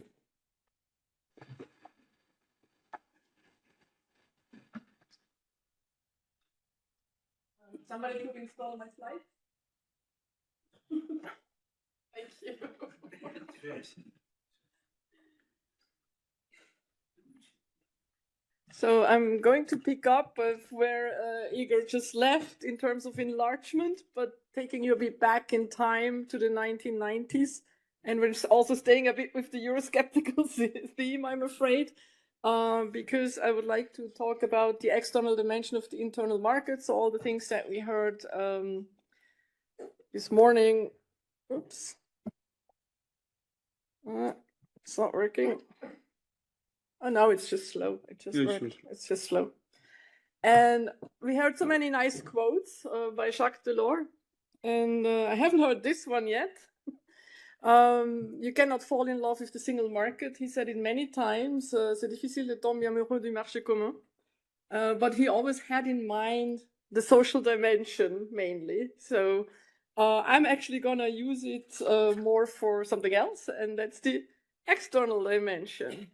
So what I'm going to do in these 15 to 20 minutes is to talk about the other Europeans, not the Western Balkans at the time, but the Western neighborhood and the European Free Trade Association countries in particular at the time, and the creation of the European Economic Area, which is still in force since 30 years, as an alternative originally to EU membership, but turned out to be not an alternative, and led to the second Northern Enlargement in 1995, and what lessons, if any, we can learn from today. And the European Economic Area is important because it was really a Delors initiative, a proposal at the time.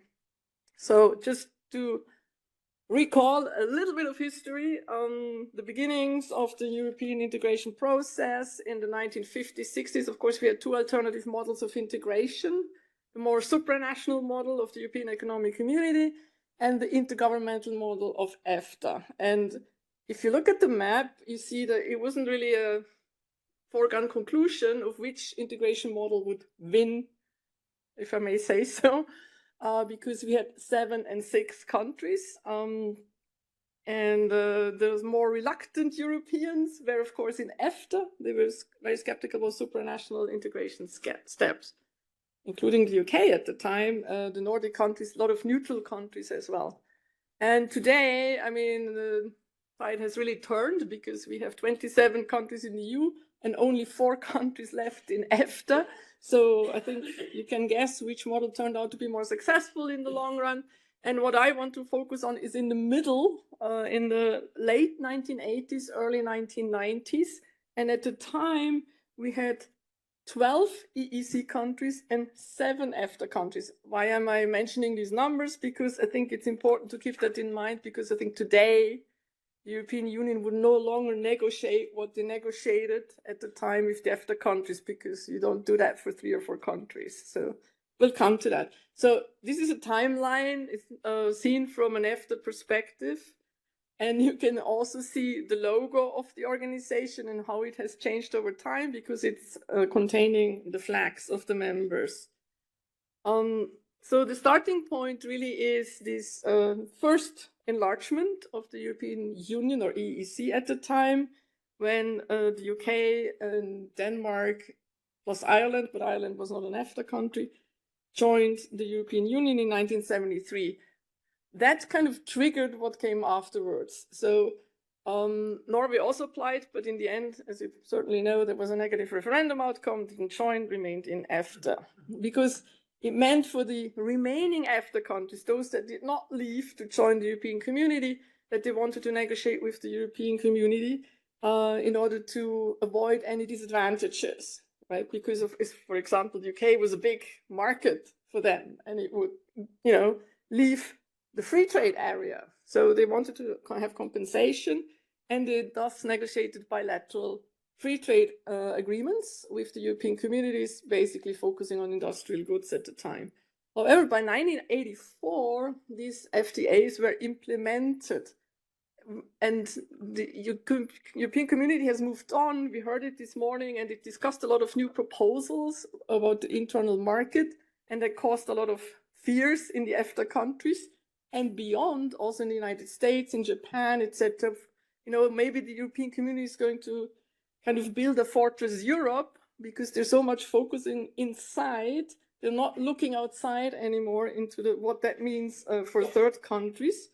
So in the mid-1980s, EFTA started to have bilateral talks with the community, but it was a sector-by-sector approach. So they had lots of negotiations they wanted to conclude to keep up with what the European community was actually doing while not joining. But then, of course, this was becoming a bit more crucial when the plans for internal market were presented. And that really created a lot of questions on the side of EFTA, and we heard it before. We also had, of course, at that time as a context, the end of the Cold War, which was important for the neutral countries, because many of them were reluctant at the time to join the community, because that was not very well seen by the USSR, you know, if you think of Finland, but also other countries that were in EFTA. So we actually had some kind of a double dilemma. On the one hand, the EU, you know, was facing this very old debate, recurrent debate about what should come first, deepening the integration process inside or widening, meaning enlargement, if there are candidate countries. We still have the debate today, of course, so this is nothing new, but it was particularly virulent in the early 90s for what to do, because there was this big project that we heard about in terms of the internal market. And Delors' intention really was to avoid a dilution, a watering down of the internal market project. So the idea was deepening comes first.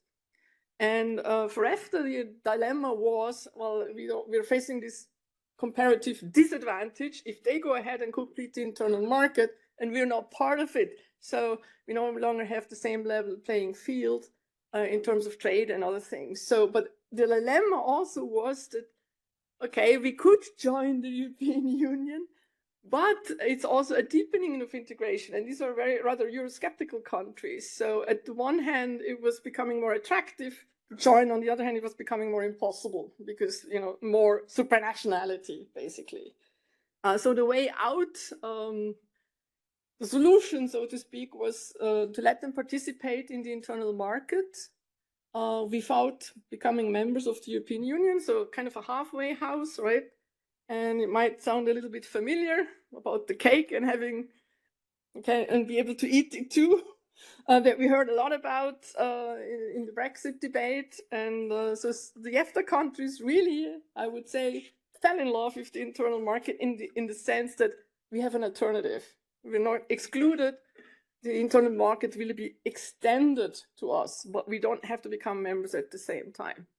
So Jacques Delors, in 1989, in January, in a speech in the European Parliament, made this proposal, and it's a verbatim quote because I think the words here are very important. He said that there will be a more structured partnership with common decision-making and administrative institutions based on a two-pillar model, the European community and the EFTA on the condition that EFTA would reform and, you know, get a stronger structure itself. So EFTA did it. So they had these reforms and they started to speak with one voice. I mean, it was an intergovernmental club. They were not really used to that, but they made an effort because they really wanted to participate in the internal market. So EFTA became kind of quasi-supranational, you could say. So it was a big step for those 7 countries. And in 1992, the so-called EEA agreement was signed, and it really extended the internal market to the EEA EFTA states. Switzerland, in the end, due to a referendum, opted out, right? So still part of EFTA, but not of the EEA. And if you look at the preamble of this agreement, when it states the objective, it's all about establishing a dynamic and homogeneous market or European Economic Area based on common rules and equal conditions of competition, as well as enforcement measures. So that's quite far-reaching, quite a buy-in of the EFTA side into the internal market. That's why they had to reform. And as we also learned, the internal market has actually never been completed. It's a very dynamic concept. It changes all the time. And that, of course, is one of the problems because you have to keep up with the changes. You know, all these new rules, these new legal acts that are being produced. So the EEA is basically a far-reaching association agreement. It covers the 4 freedoms that you know about: goods, services, capital, persons, but also state aid, competition, public procurement, common rules, and all kinds of horizontal policies, environment and social policies, consumer protection, company law, etc. The EFTA countries can participate in EU programs, in EU agencies, so it's quite a package that they got. Now, has this solved all the problems, and was it really a way out? No, because in the end, 1 year after the entry into force of this big agreement, most of the countries wanted to join the European Union. So we had the second Northern Enlargement in 1995. Norway failed for the second time to join due to a referendum again.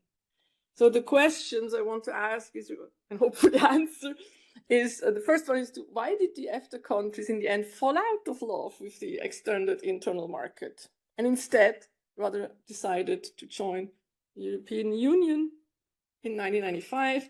And what lessons, if any, can be drawn for today for the EU's contemporary relations with its neighborhood? So to look at the first question, I have to show you a little bit the structure of the EEA agreement. So I said before, 2 pillars, right? We have the EU pillar on the one hand, the EFTA, the reinforced EFTA pillar on the other hand. And you see it's quite a mirror, right? It's kind of a copycat of the European Union. And in the middle, we have some joint institutions or bodies, like a joint council, a joint committee, some gaps, and then we have a joint parliamentary committee and consultative committee. And there's also a lot of mirror legislation. So the EFTA countries which are in the A can participate in the decision shaping, but not in the decision making. So they have to take over a lot of new legal acts which are relevant for the agreement, for the EEA, meaning for the internal market in particular. We're talking about roughly 500 legal acts per year that they have to incorporate into their own domestic legal systems.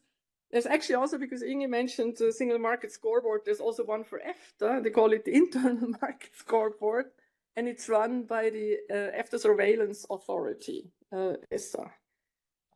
So you can see this is quite a big structure. And this speaking with one voice for EFTA also means that they cannot opt out individually. They can only do so collectively, and it might have consequences, because if they don't transpose certain acts which are considered relevant, the agreement or parts thereof can be suspended. So far, they managed to more or less avoid that. So there's quite a big pressure. But each side, the hole in the middle, surveillance courts, has their own enforcement system. Okay, so the 2 pillars. Now, what's the problem with this? Delors' initial proposal from '89 turned out basically not to be feasible for a couple of reasons, especially this focus on joint decision making and having common institutions, right? So basically already a year later, again in a speech to the European Parliament, he kind of watered it down and said, well, it's a bit too ambitious, turns out, and we have to go for some kind of osmosis between the community and the EFTA countries to ensure that EFTA's interests are taken into account in major community decisions, but we're far away from joint or common decision making. Why is that? Well, because of having a dynamic internal market that needs to be homogeneous, so the same rules for everybody, right? And the rules are made by the EU, not by EFTA, right? Means that, well, how do you keep up with up to date in light of this development of legal acts in the European Union? How do you monitor compliance? How do you ensure that a uniform interpretation of those common rules, which are derived from the acquis communautaire, in line, with EU law? And how do you actually settle disputes? So there's a lot of big questions that all came back, and they still haunt us today with regard to Brexit, but also the EU-Swiss relations currently. As you might know, as a footnote, Switzerland had refused to sign a negotiated institutional framework agreement that addresses all these questions as well in just 3 years ago. So now, how do you keep up to date with EU law that you're supposed to follow, that is relevant? So this decision shaping is a bit of a complex animal, but you see here, so basically the Commission keeps the exclusive right to make proposals, you know that, but it is obliged to seek advice from these experts from the EFTA countries. And they can participate in a lot of committees. So, Commission expert groups, comitology committees, program committees. So they have some influence on shaping or policy formulation, but they're out if it's about taking the decision. They can, of course, lobby like everybody else informally. And they also have a political dialogue on the higher level, like the EEA Joint Council or the Joint Committee. But they have no access, for instance, to the preparatory bodies of the Council or to the European Parliament. So it's quite limited, right? And it's a lot of downloading of EU rules and very limited uploading. So the EFTA side was quite disappointed about, what they thought was the Delors promise in 89, sorry. And then what was the outcome 3 years later of the negotiations?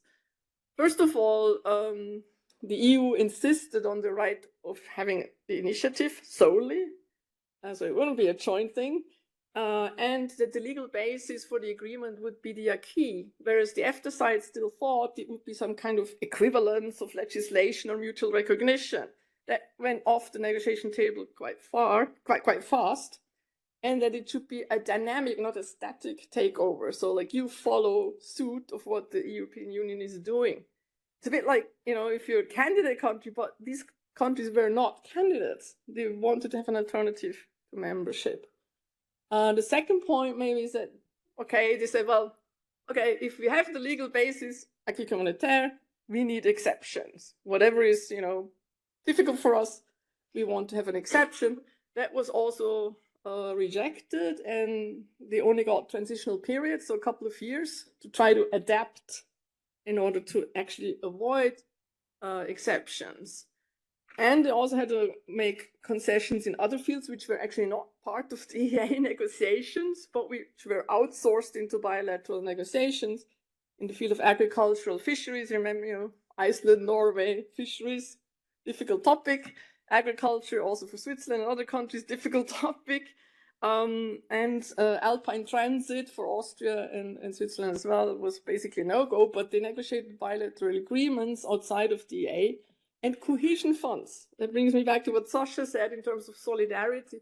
Came a bit as a surprise to the EFTA countries that they actually have to pay something into cohesion funds for EU countries, not for themselves. They were all relatively rich, right?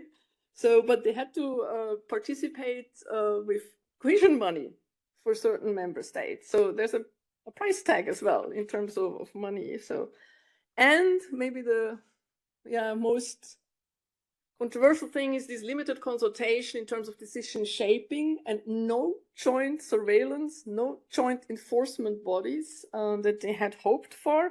The gap on the previous slide I showed you.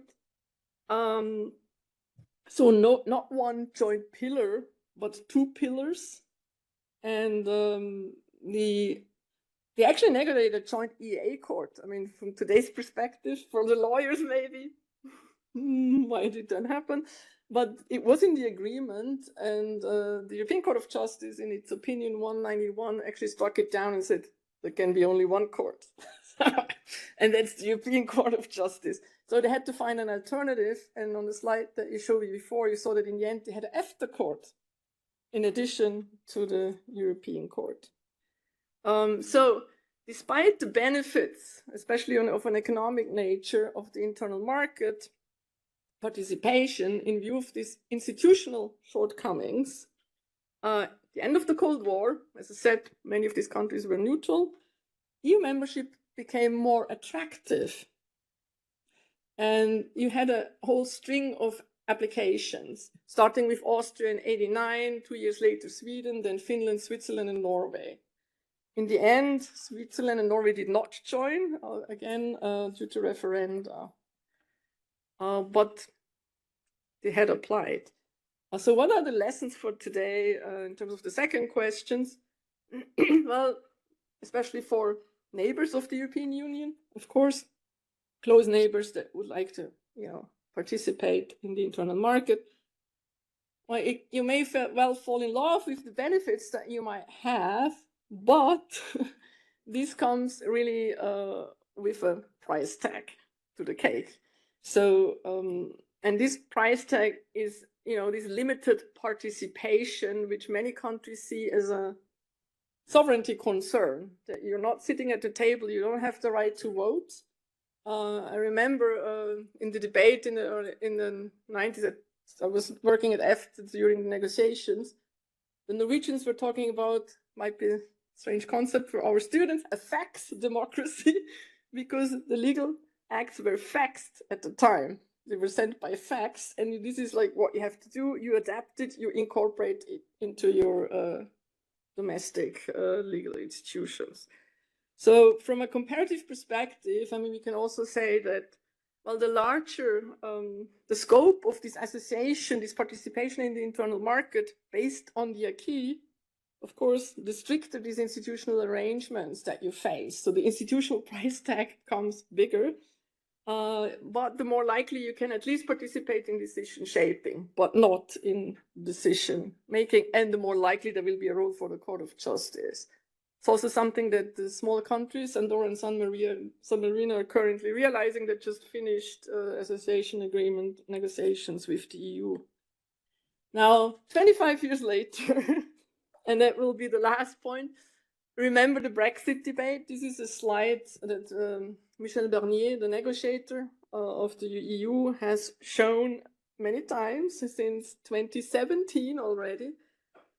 While the UK was talking about bespoke arrangements of all kinds, that, how can we still participate in the market? But we have all these red lines. They're a bit small on the slide. So UK red lines were an independent trade policy. So that rules out the customs union, like, for instance, the Turkish model. They wanted to contain immigration. So that rules out the A, among others, because there's the free movement of persons, right? And they wanted to take back control, and in particular, no role for the Court of Justice of the European Union. But at the same time, they still wanted to participate in the internal market, right? So what we ended up with, going down the stairs of this slide, is really the bottom there. So to speak, the Korean or Canadian model in terms of having a rather shallow free trade agreement, the TCA, with no acquis, no Court of Justice, except for special situation in Northern Ireland, which is still partly for trading goods in the single market because of the Irish border issue. So what is surprising to me from an EFTA perspective, if I may say so, is that these principles that were clearly established since the late 1980s, they're still valid today, but they were somehow completely ignored by the British. What are those principles? Well, first of all, the priority of EU integration, deepening, widening. No, priority is EU integration before any third countries can somehow take part. Then the autonomy of the EU's decision-making, and as Inge also showed, the autonomy of the legal order.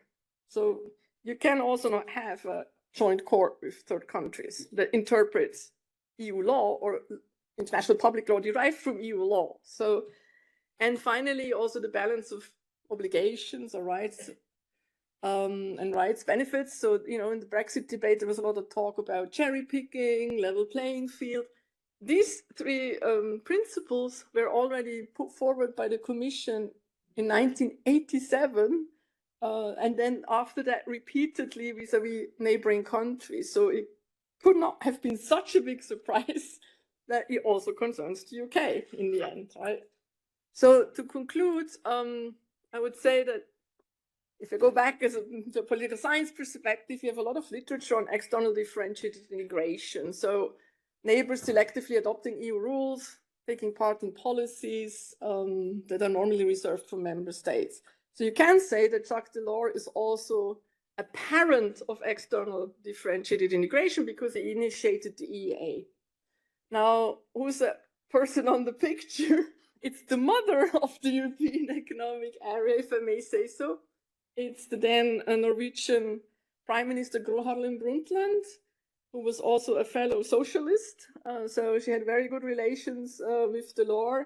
And the Norwegians were in a particular dilemma, right? Because people voted against membership already in the 70s. They knew they needed a plan B if the EA doesn't go through the referendum. So they were particularly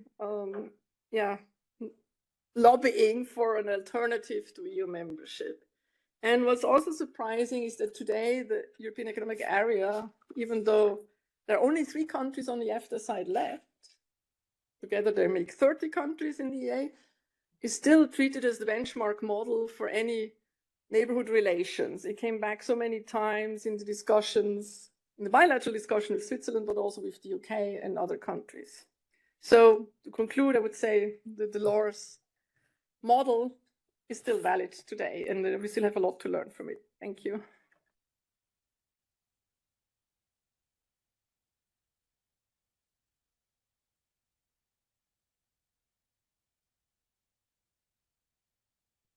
So, is there any questions? Okay. Thanks. I think that Zieglinde knows that I know the story. Having written a Liechtenstein book on the EEA. But I wanted to ask a question because I have always been struck by the Norwegian case.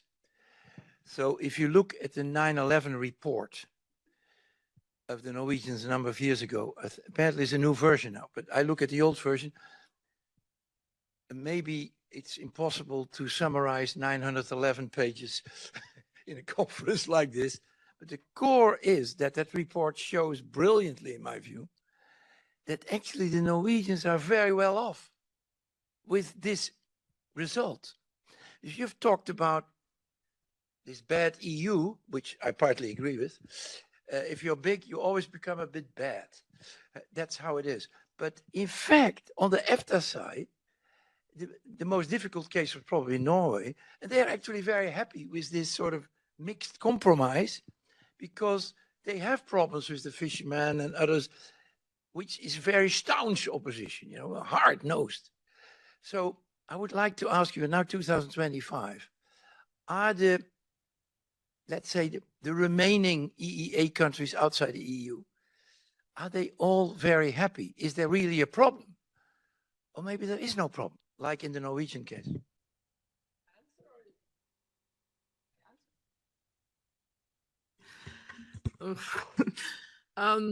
Yes, I mean, these reports that you mentioned, they're done regularly in all the EFTA countries, more or less regularly, to assess the situation, because the straw puppet in the back is always EU membership. Is it not time to join? As you know, Iceland had negotiated at some point and then given up on the negotiations. Now they're reconsidering again because of the whole situation, Sweden, Finland joining NATO, the Greenland issue, and so on. Yeah. Who knows? But I mean, it's just in Norway, of course, they are economically well off. These are the benefits of the internal market, but the concern is not the economic side. The concern is the political side, and that's the limitation on sovereignty, I should probably say autonomy rather. And the Norwegian scholars that work on this, and also in the new version of this famous report with 911 pages, they talk about wriggle room.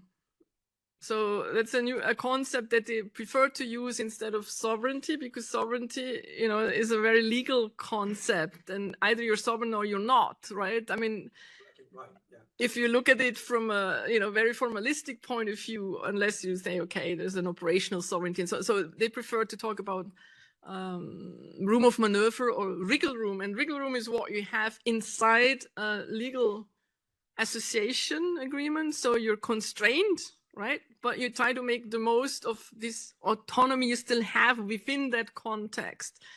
But it's a controversial issue in Norway because, there are different political parties in the government, and they have very different ideas of what should come next. And you mentioned it, there are a lot of societal cleavages, opposed or in favor. It was a bit like Brexit, it really polarized society twice in the 70s and in the 90s, and they're a bit afraid of having a third referendum. I think maybe economically, yes, everything's fine, they benefit, but politically it's an issue in terms of the autonomy you might still have to deviate from EU law that you have to take over and not have a seat at the table.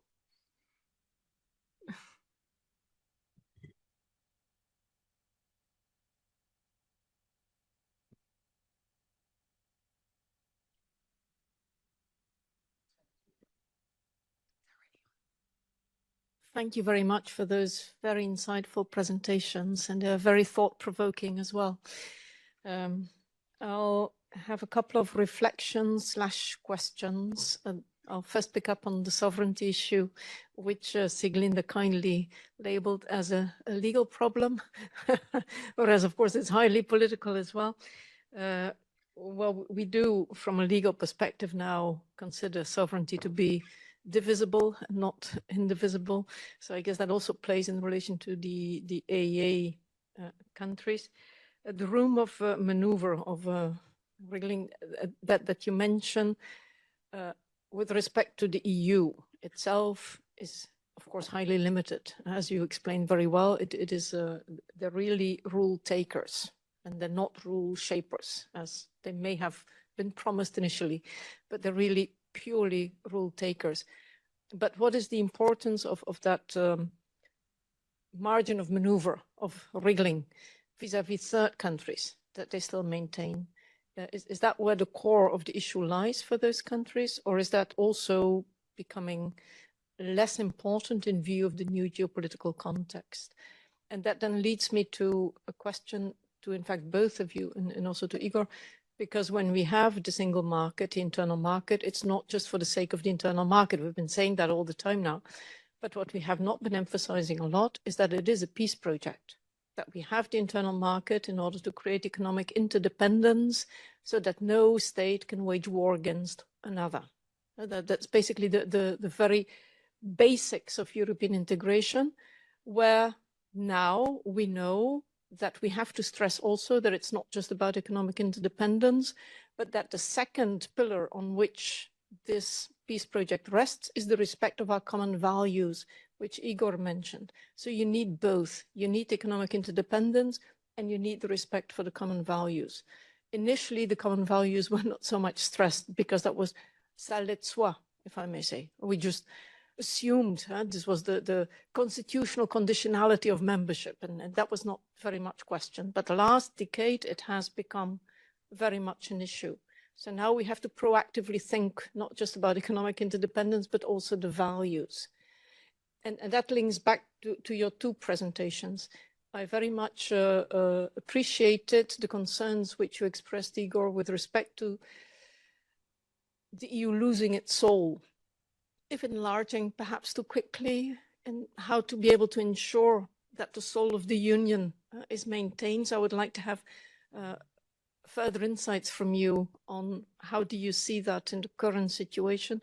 Because on the one side, you said we do not react to the Serbian student protest, but on the other hand, I saw reluctance also, or a hesitation that you said, yes, but we have to preserve also the soul, so we should also not create expectations perhaps that we cannot keep. So what is your stance on that? And then on the values with respect to the EEA in the dynamic context, the idea was indeed that the EEA countries would take over the acquis communautaire in a dynamic manner, both legislation and case law of the Court of Justice. But in the meantime, we've had major treaty changes also. And in particular, we've had the Charter, which has become legally binding. And the Charter is not part of the EEA agreement as such. So we may have, at least from a legal perspective, important questions as to what extent the values that we have in the European Union are dynamically followed or can realistically be dynamically followed by the EEA countries if they do not also align to the primary law changes in the European Union, and that the focus is only on secondary law and on case law. So that's a question for you, Sieglinde. That's true. I mean, the European Economic Area Agreement is basically on the basis of the Maastricht Treaty in terms of primary law. So, I mean, there are also exceptions like, you know, the EMU or the CFSP. They were excluded from the very start. But it's an issue because it's seen as an extended internal market. So this whole values dimension or the later treaty changes are not part. You can see it also in fights about what is EA relevant, you know, because, and then sometimes, like, for instance, there was a unionship directive. I mean, that didn't go down well with the EFTA countries. I mean, you know, you can contest it, right? And I think this values dimension is not there, but it was taken for granted at the time, 30 years ago.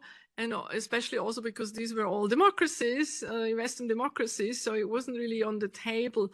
But there's a widening gap in terms of, you know, the treaty revisions now with the Lisbon Treaty and what the starting point was or still is of the European Economic Area. You see it in many examples, not just values, also the whole issues about having more and more EU agencies and how EFTA can participate. I mean, there are many examples of where they're going apart, but both sides are a bit like, how can I say, not very keen on renegotiating and updating the agreement because it's a bit of Pandora's box. And I think it will only happen if one of the countries really decides to apply for EU membership again, because then it's not feasible to maintain the EFTA pillar anymore. And then that will have like a domino effect. Now, this wriggle room, I think it matters very much for the Norwegians because they're a bigger country. So they have more concerns about that. And it was also one of the reasons why the Swiss voted against joining the European Economic Area in 1992. It's less important for small countries like Iceland or Liechtenstein, because, I mean, I come from Liechtenstein, so for us it was like, hey, you know, now we're playing with the big guys, we can join EFTA and the European Economic Area, you know, we will have influence more than before, because we had a very close relationship with the Swiss. The Swiss voted no, we voted yes. It was a bit like in Northern Ireland, you know, like, what do you do? I mean, we had an open border, right? So we had to square the circle, and we squared the circle. Since 30 years, it's possible. And they squared the circle in Northern Ireland as well. You have to make compromises, but it was actually a gain of influence or wriggle room for my country. But of course, for Norway, it was a loss. And they're still struggling with that. And with the new geopolitical situation that you mentioned, I mean, very sensitive issue in Norway, but I think there are now voices saying, well, if Finland and Sweden can join NATO, that was unthinkable for like, I don't know how many years. Maybe Norway and Iceland could also reconsider EU membership, but it's at the very beginning, I think. But we'll see. I don't want to have a prognosis. Thank you, Inge, for your question and concerns, which I also share very much. I would like to refer to what was said yesterday about the choices EU leaders make in a certain period of time, which have their impact and consequences. And I think this is very important to discuss in the current context of the Western Balkans. And in the context of the student protests, the most massive protests in these countries and in these countries for 2 decades, protests for European values, basically a protest against the practices which are the practices which we try to eliminate in the EU accession process, the corruptive clientelistic networks which affect deeply the way how we perceive the governance and how we trust or distrust our institutions. And I think the choice of EU institutions, and sorry for being so undiplomatic in my comments so far, the choice of EU institutions to remain silent about what's happening currently in Serbia will have certainly its consequences. It already has its consequences in the deep Euroscepticism which is spreading among youth in Serbia. And this is, for me personally, the most concerning effect of this silence and the lack of involvement of the EU. And it's affecting deeply the credibility of the EU accession process and everything that has been happening so far. So the choice is Delors made in beginning of 90s and could not be maybe compared fully. I mean, it was a difficult choice also, difficult choices in those moments, in that historic period. You may remember that former Yugoslavia was the first socialist country that has entered into institutional relations with EU, and there was association agreements being signed. But the only way that the EU found to react to the crisis at that time was through economic package, basically through economic assistance, which was not enough at that time. The same as it's not enough today to consider relations with Western Balkans purely in economic terms, through forging strategic partnerships for exploring critical raw materials or managing borders through joint partnerships with for migration management, etc. It's just not enough anymore. I think we need to find ways how to encourage sustainable social transformation in these countries, to make sure that the progressive forces in societies which are deeply committed to EU values do not become Eurosceptic because of the EU silence and because of the lack of EU commitment to preserving the soul of European integration. And just to come back to this metaphor that was brought yesterday, I think with this trend of EU remaining silent and focusing too much on screw driving, in managing the EU accession negotiations, we might as well end up, waking up one day, only with a screwdriver, in our hand, basically forgetting about why this project was started in the first place. So that's my biggest concern, basically.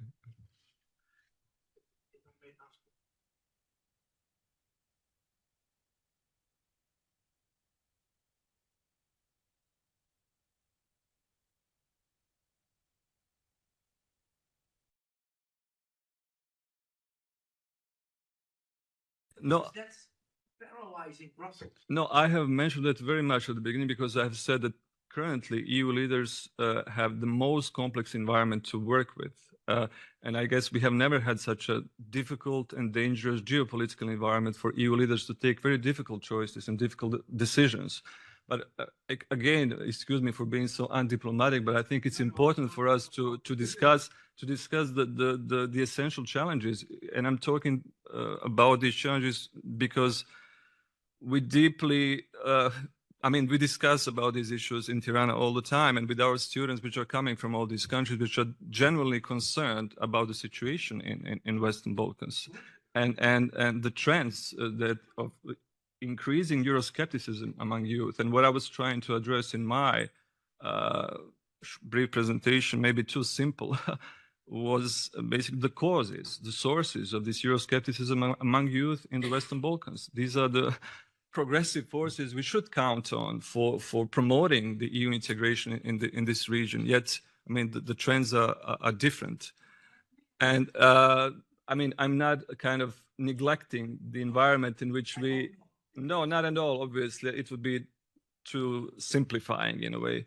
But I think we need to take into account on both kind of types of challenges and also be aware of the possible consequences of the choices we are making in this very difficult situation. Yeah.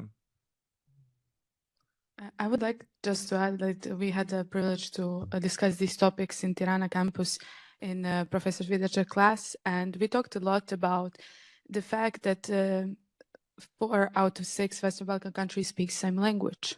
So when these protests happened and we shared this all on social media, this has a huge spillover effect. So Professor Vidačak focused a lot on Serbia itself and what's going there and Euroscepticism among youth in Serbia. But then he also mentioned that, okay, students in Croatia gave support. And that happens in all other countries as well. And then in Tirana, in the class, okay, we are in this setup where we discuss European integration. But then we asked around and people in Albania were not aware at the beginning that this is happening at all. But it's 3 months, it's constant. So now it's on all Albanian TV channels and radio. And then Albanian students are like, this will never ever happen in Albania. And I'm like, do not be that sure. Because if they see that it's possible there, then it may happen also in Albania itself. We discussed this also in with our resident professor Babalushi in Tirana, that during the 90s, when Hoxha allowed to show protests that were happening in Kosovo, the then youth in Albania learned, oh, yeah, also we can go and protest and ask for democratic system and not live under isolation. But what's going on in Serbia right now is that, yes, people are Eurosceptic, but they're not against EU values. This is important. And for me, like, it's important that you asked about China and Russia. Yes, but Montenegro parted ways from Russia and China, but it did not get far because these, in some other ways, enter through small doors. And that's Serbia and its influence right now. And of course, Professor mentioned that some people made choices. And we can say from last year in the EU, somebody made a choice that enlargement is back on the agenda.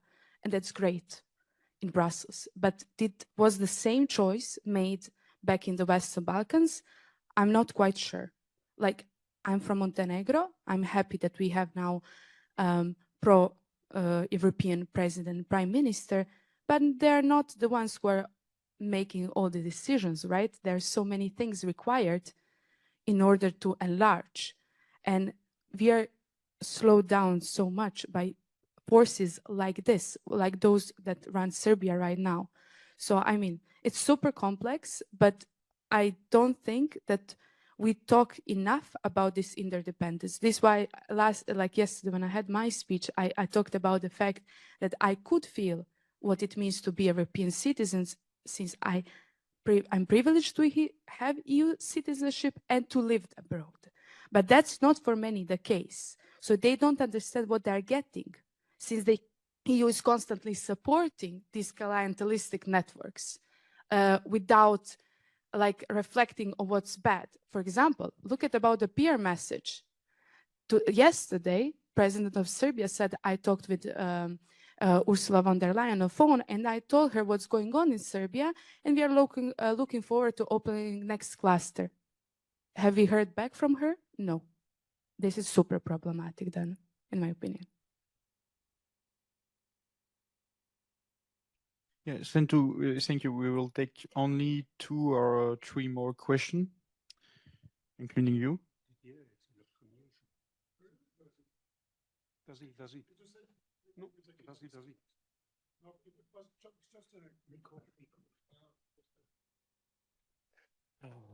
No, just a question to Inge and Sasha, because you both talk about the interaction between the Commission and the Court of Justice. And in one case, it seems to me that it was a positive interaction in the sense that there was a sort of common fight. And in the other one, with Viking and all of that, it seems to be very different. So my question is very naive, but what happened? Is it something which is directly linked to something which is internal to the law? Is it the change of the judge? Are there political factors? So what is your interpretation? And for Jacques, I had also, and it could be also for Michel, an interrogation, which is a conceptual organization, because you talk a lot about this notion of market. And I think that the market was not the same in the brain of Margaret Thatcher and in the one of Jacques Delors, because for Jacques Delors there was this question of regulation.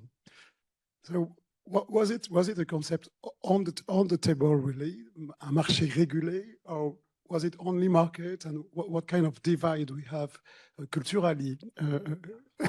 Yes, but I want to hear you because I'm not sure. I have an hypothesis.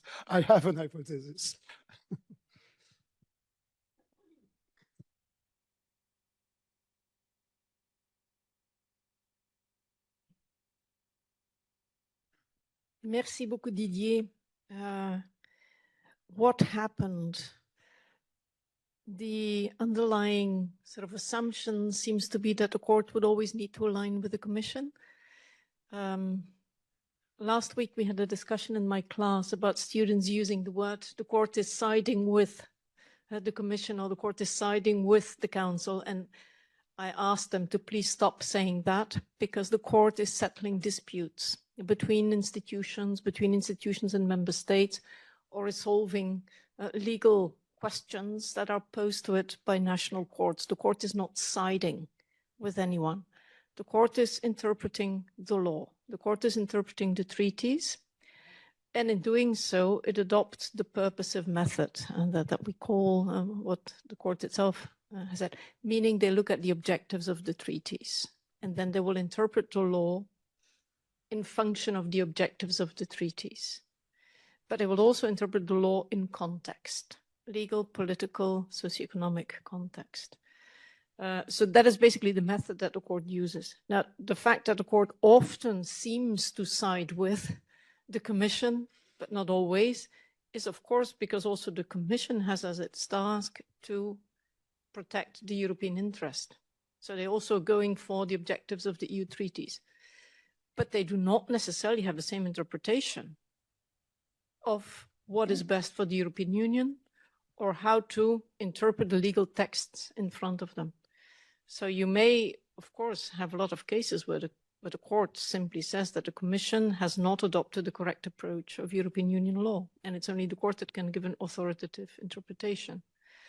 But where they both strive to achieve the objectives of the treaty, you may see a line of case law where they seem to mutually reinforce one another, as we have seen with Cassis de Dijon, where there has been this sort of building steps taken, legal, political, but also that again is Joseph Weiler has made his PhD on that and has become famous on that, to look at precisely when politically the European Union was in a stalemate and had difficulties, that the Court of Justice had to step in and to come up with solutions that politically were not feasible at the level of the member states, but which often were proposed by the Commission. And that's also a little bit what we see in this period after the eurosclerosis. And vice versa, when politically it's going fine, and we do have legal texts on the table, that then the court will back off, right? Because you have the legal texts on the table. And then the major question is, to what extent are those legal texts sufficiently clear and precise? Or do they again contain loopholes where then you can have different interpretations and where the court can intervene? But that interaction between politics and law is something which is very real, which is there, but which definitely does not imply that the court should always and automatically side with the Commission. The court is above that, or is supposed to be above that. Okay. Thanks for that question. I think in the cases that the judgments that I mentioned, first of all, it's important to say that many of them arose from preliminary references. So these were not cases brought by the Commission. This came up in national disputes, and national courts then refer a question to the court. I should also say that there wasn't actually an adversarial relationship on these issues in most of these cases between the Commission and the court. In those controversial Viking Laval cases, it was the Commission who afterwards enthusiastically took the new principles forward and launched infringement proceedings to actually push the limits of those doctrines even further.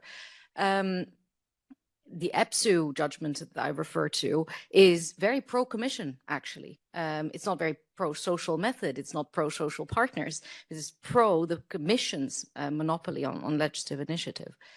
So in that string of cases, I don't see a pattern there that your question seems to suggest about a kind of opposition between the court and the Commission. Now, the minimum wage case is very interesting, of course, because there we see, well, it's not just the Commission, we see that the legislator, which has adopted this landmark social measure, one member state, well, now two, Sweden joined Denmark, but contesting this, and the court will have to indeed resolve the dispute. And here I would maybe slightly controversially indeed add an element of politics into what generally is, of course, a legal and objective framework that the court uses. And the reason why, so I don't want to be all like I told people so, but already before the Advocate General's opinion came out about annulling the directive, in my class, my students can testify to this. I said it this year, even last year, watch the minimum wage directive. I think the court might annul it. Why? Because of PSPP. What? Yes, because the German Constitutional Court a couple of years ago contested and disapplied a ruling of the Court of Justice. And why is this relevant? Well, I think the one other very big moment in time when we saw the court annulling a directive was the tobacco advertisement directive that we spoke about before. And that came a couple of years after the Maastricht-Urteil of the German Constitutional Court. And indeed, all of a sudden, the Court of Justice in that judgment starts talking about competence and conferral, which it hadn't been all that concerned with before. So a couple of years after, the German Constitutional Court is hammering on ultra-vires and on competence and on conferral, the court gives tobacco advertisement.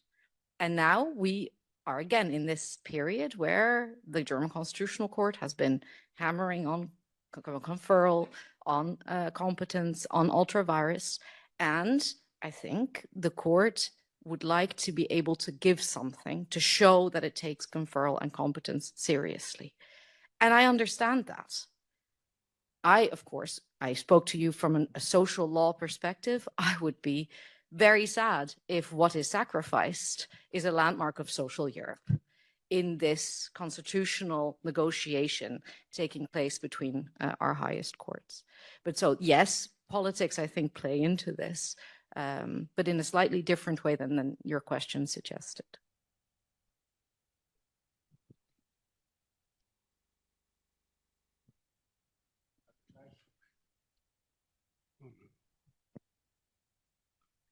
Magic. I would like to draw our attention to some terms which we have in political science, which go beyond, of course, Jacques, just political science. I guess it's also of interest for you. On Delors' vision or attitude towards external action. I would like to raise the 3 points we have quite often now to say the European Union should have a civilian or normative position, very much, Igor, I think what you mentioned of the speech of Delors a couple of minutes ago.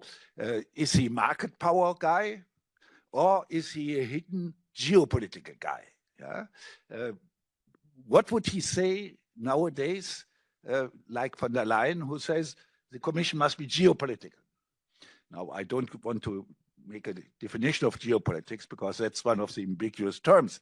But let's say, where would we put him really, yeah, in this kind of context? That's, let's say, the question to you. I would also like to raise a question to the course before, perhaps especially to you. If I look at that with a certain German prejudice, perhaps, I think he would very well fit into this soziale Marktwirtschaft of German nature, yeah? With cooperation with the trade unions. And if I'm correct, he doesn't represent all trade unions in France because some of the trade unions are very conflictual and don't want to cooperate with other trade unions. Or let's say the German trade unions partly don't want to cooperate with communist trade unions or former communist trade unions. So let's say, I think you would look, if you would ask the question of his vision or what we might call Ordnungspolitik, where could we put him? Yeah, where would we put him? And I think I mentioned that yesterday shortly, that in terms of the monetary union, he has taken up all positions which my economic colleagues in Germany would have liked to see. Yeah? The prerogative for price stability. Unfortunately, in German words, they had also to respect the second paragraph to say, if price stability is achieved, the central bank should also support other economic measures. Yeah?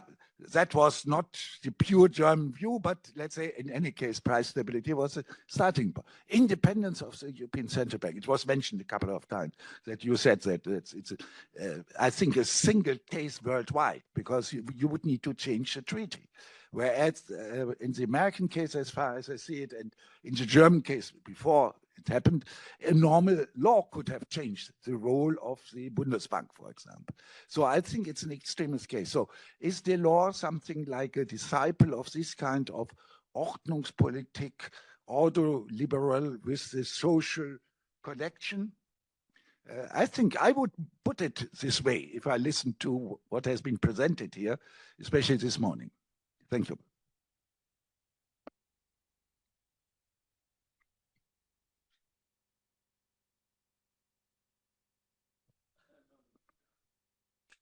The question on where to place the current president of the European Commission in terms of normative geopolitical. Delors. Delors today. Delors today, yeah.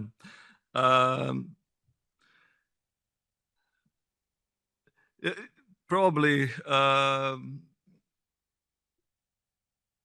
more towards normative, I would say, yeah. Just because of what I was listening over the past 2 days, I would say his commitment to the norms the EU has established were, I would say, quite strong. And I would say what Enrico later mentioned during his speech, his ability to say no in the name of European values was maybe more pronounced. And I would also say that, well, he chaired the European Commission at the times which were not as challenging as the times we are currently living in. And it's probably very difficult to compare and to place him today and to compare him with the mandate of the current president of the Commission, just because of extremely difficult, dangerous, and complex geopolitical times we are currently living in. But I would still hope that his choices would be more normative and that he would be, let's say, more willing, more committed to preserving the soul of European integration, the norms on which the EU is based, despite all the challenges. At least this is my hope, and I wish seeing more of similar commitment in the future decisions of EU leaders in these times. So. If I may add, I would fully agree. I think we have to keep in mind the different times that we're talking about. And at Delors' time, I mean, the Commission in the field of external action, it was about trade, it was about enlargement, maybe development cooperation, but not foreign policy as such. I mean, the CFSP came later. And today it's different. I mean, we have a different situation. And this geopolitical commission that you mentioned reflects that. But I also think that the current Commission President von der Leyen is driving the screwdriver a bit in this direction. You can also see it on how she cut the portfolios of the commissioner and the role of the different role of the high representative and so on. It is more of a, you know, there's a bit of foreign policy shifting to the commission, if I may say so. You can also see it in the whole discussion about creating now a foreign economic policy. So trying to bring together foreign policy and other policies is something new. I think that it's also largely owed to geopolitical context, I think. Do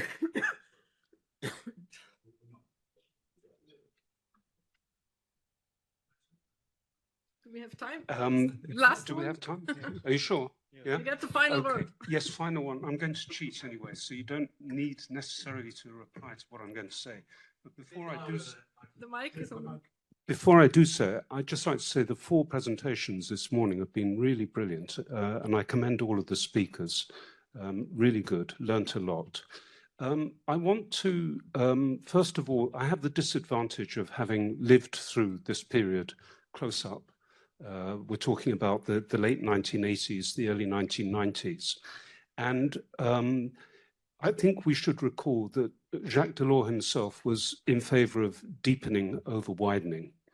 Now, there was a good reason for that. We heard from Michel, he was gestating his baby economic and monetary union in those years. And him and those around him saw the integration process as a sort of laboratory. And they couldn't understand or conceive of a way in which they could both accept new members and absorb new members and deal with the integration process.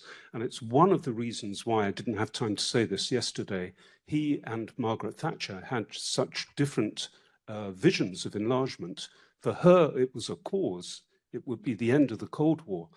And especially with regard to Poland, it was a moral imperative. For Delors, I have to say, before the terrible events that happened in Yugoslavia, he saw it all as a distraction.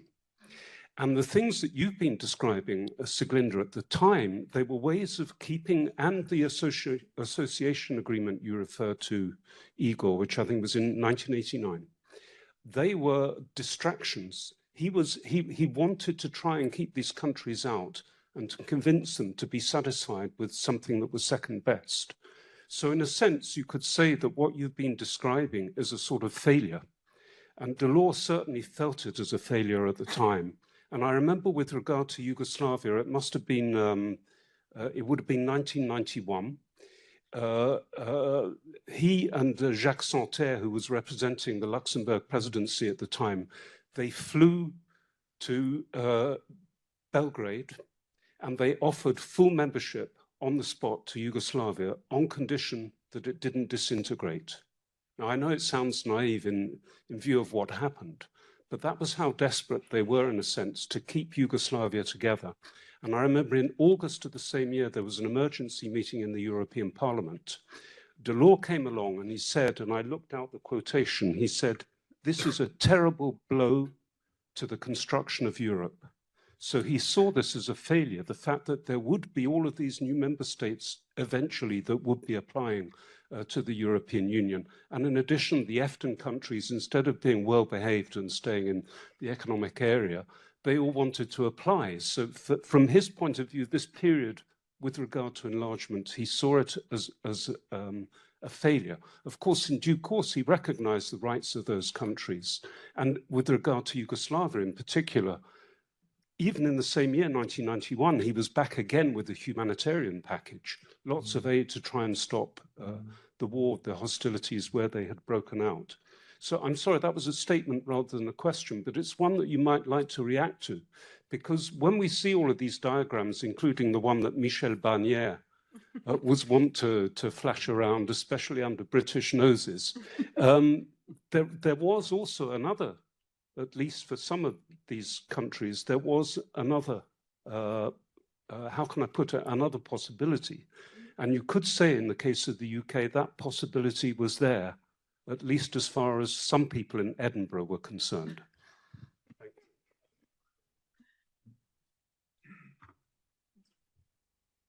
Ok, bah je crois bien le moment de quelques remarques conclusive que je ferai en français si vous me le permettez, parce que la tâche n'est pas particulièrement simple.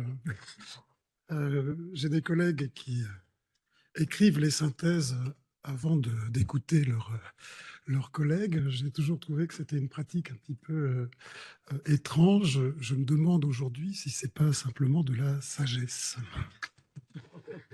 Alors, ce que j'ai à vous dire sera nécessairement confus, et on peut être modeste par nature ou par obligation. Je pense que je serai un peu des deux, mais peut-être surtout par obligation. Alors, nous avions plusieurs challenges, je crois, à relever ensemble. Le premier était un challenge organisationnel et le fait de vraiment travailler ensemble. Tous les départements, tous les campus, travailler ensemble entre collègues, travailler avec les assistants, travailler avec les étudiants qui ont été formidables hier, et je pense que ce challenge a été bien relevé et je veux vraiment remercier tout le monde, incluant l'administration du collège, incluant ICT qui a fait un boulot absolument remarquable, vraiment merci, et évidemment toute l'équipe EDJ, mais tout le monde pour cet effort. Nous avions un challenge académique, parce que nous voulions un colloque académique, j'avais dit qu'il soit réflexif et franc. Alors évidemment, c'est pas très facile avec une telle personnalité historique, ou en tout cas avec une personnalité aussi importante, et dans un moment où je crois que Jacques Delors change un peu de statut. Ça a été pendant longtemps celui qui accomplit la parole des prophètes, met en œuvre l'Union européenne, et il est en train de devenir prophète lui-même et de rejoindre le panthéon des pères fondateurs. Donc, nous sommes dans un moment historique un peu charnière où la question de l'analyse, au fond, n'est pas si évidente. Mais je crois que là encore, nous avons relevé le défi. Alors, ce n'est pas terminé, et compte tenu de la richesse de ce qu'on a entendu ces 2 jours, je suis sûr qu'il va y avoir beaucoup de travail pour transformer tout cela aussi dans un écrit, même si dans l'intervalle, la captation, j'espère, sera déjà un premier aperçu. Donc, merci vraiment pour ces contributions tout à fait excellentes. Alors, est-ce que nous avons relevé le défi scientifique? Je pense qu'il y a 3 indicateurs, au fond, et je reviens aux épistémologues qui nous disent, au fond, un fait scientifique est toujours conquis, construit et constaté. Alors, conquis, il est conquis sur les préjugés et probablement sur un certain nombre de raccourcis précisément de la pensée. Alors, il y a quelque chose qui relève un peu de l'illusion rétrospective, c'est-à-dire qui consiste à finalement relire le passé à partir du présent et d'instaurer des continuités qui, dans la réalité, en fait, sont toujours questionnables. Très important dans le cas de Jacques Delors, dont l'un des ouvrages majeurs s'intitule « L'unité d'un homme ». Je pense que nous avons pris quelques distances par rapport à cette notion pour montrer que, précisément, il y avait plusieurs Jacques Delors, entre le personnaliste, entre celui qui cherche des indicateurs socio-économiques, entre celui qui met en œuvre la rigueur en France, entre celui qui prône précisément une Europe sociale par la suite, entre celui qui essaye d'instrumentaliser le marché. Il y a sans doute des continuités, mais on a affaire en fait à un Delors qui est plus pluriel, entre celui qui est le responsable politique, qui assume ses responsabilités politiques, et celui qui est le militant, qui reprend à la fin de sa vie son bâton de pèlerin, finalement, pour là encore prêcher une certaine vision de l'Europe, qui n'est peut-être pas tout à fait celle, d'une certaine manière, qu'il a dû mettre en œuvre sous la force des circonstances. Donc ça, je trouve que de ce point de vue-là, nous avons particulièrement bien donné à voir cette complexité finalement de qu'est-ce que c'est que la responsabilité politique et la nécessité de rompre donc avec cette vision rétrospective. Il y a évidemment ici, entre ce militantisme et le tournevis, bien des nuances. Je trouve que il fallait les pointer. La deuxième chose, c'est ce qu'on peut appeler l'illusion héroïque. L'homme, et surtout l'homme d'ailleurs, face à son destin. C'est vraiment l'illusion charismatique. Alors, il y a eu quelques lapsus hier entre Delors et De Gaulle. hein, ça ne nous a pas échappé, moi non plus. Je ne suis pas persuadé, c'est intéressant, ça nous questionne dans notre refoulé et nos attentes vis-à-vis de Delors, mais je ne suis pas persuadé que Delors est complètement apprécié en réalité, parce que je ne pense pas que ce fut l'homme qui fut vraiment dans l'attente du charisme. Mais on va revenir là-dessus. Nous avons montré, en fait, vous avez montré, chers collègues, et les étudiants aussi, un homme politique collectif, finalement. C'est-à-dire que oui, quand il fait de la politique en France, il y a Ortoli, la Comte de Sus, il y en a d'autres. Oui, il y a Padua-Chiopa, oui, il y a Nargès, Albert et Bâle. Oui, il y a Caulfield et Williamson qui sont vraiment importants dans ce moment. Oui, il y a tous ces réseaux aussi en Allemagne. Vous savez qu'il était germaniste avant de parler anglais. Et donc, ça a beaucoup compté, je pense, dans l'entourage d'Helmut Kohl. Et puis, il y en a d'autres dont on n'a pas parlé. Michel Mangenot, en particulier, a fait un excellent article sur la paire que pouvaient former Herzboll et Delors. C'est vrai que là aussi, c'est quelqu'un dont je crois qu'il a beaucoup compté dans cette réussite. Donc, un homme ou une femme politique n'est jamais seul. C'est une constellation. Et finalement, c'est beaucoup ce qui compte ou un réseau. Et puis, il y a également, précisément dans la même idée, je pense que nous avons déconstruit, ou en tout cas pris des distances avec une forme d'institutionnalisme ou d'illusion institutionnelle. Particulièrement, nos juristes ont été exemplaires puisqu'ils ont montré que les institutions sont avant tout une affaire d'interaction. Et je crois que ça a été montré par les uns et les autres sur les liens avec les banquiers centraux qui ont été absolument essentiels, le lien avec le Parlement, le lien donc avec la Cour de justice, le lien avec les syndicats. Bref, là encore, ce n'est pas l'homme de la commission qui parle, mais l'homme de la constellation que représente cette institution dans ses relations avec d'autres. Et ça, je pense que c'est extrêmement important sur nos attentes, à la manière de structurer nos attentes par rapport à ce qu'est la politique. Alors, un fait scientifique est construit par des concepts, et nous avons eu hier une discussion absolument formidable. Je suis vraiment ravi, et ben ça montre les vertus du dialogue pluridisciplinaire, parce qu'au fond, nous avons posé la grande question de structure and agency. Est-ce que effectivement les hommes font l'histoire, mais dans des conditions qui leur sont données par l'histoire? Vous avez cité, je crois.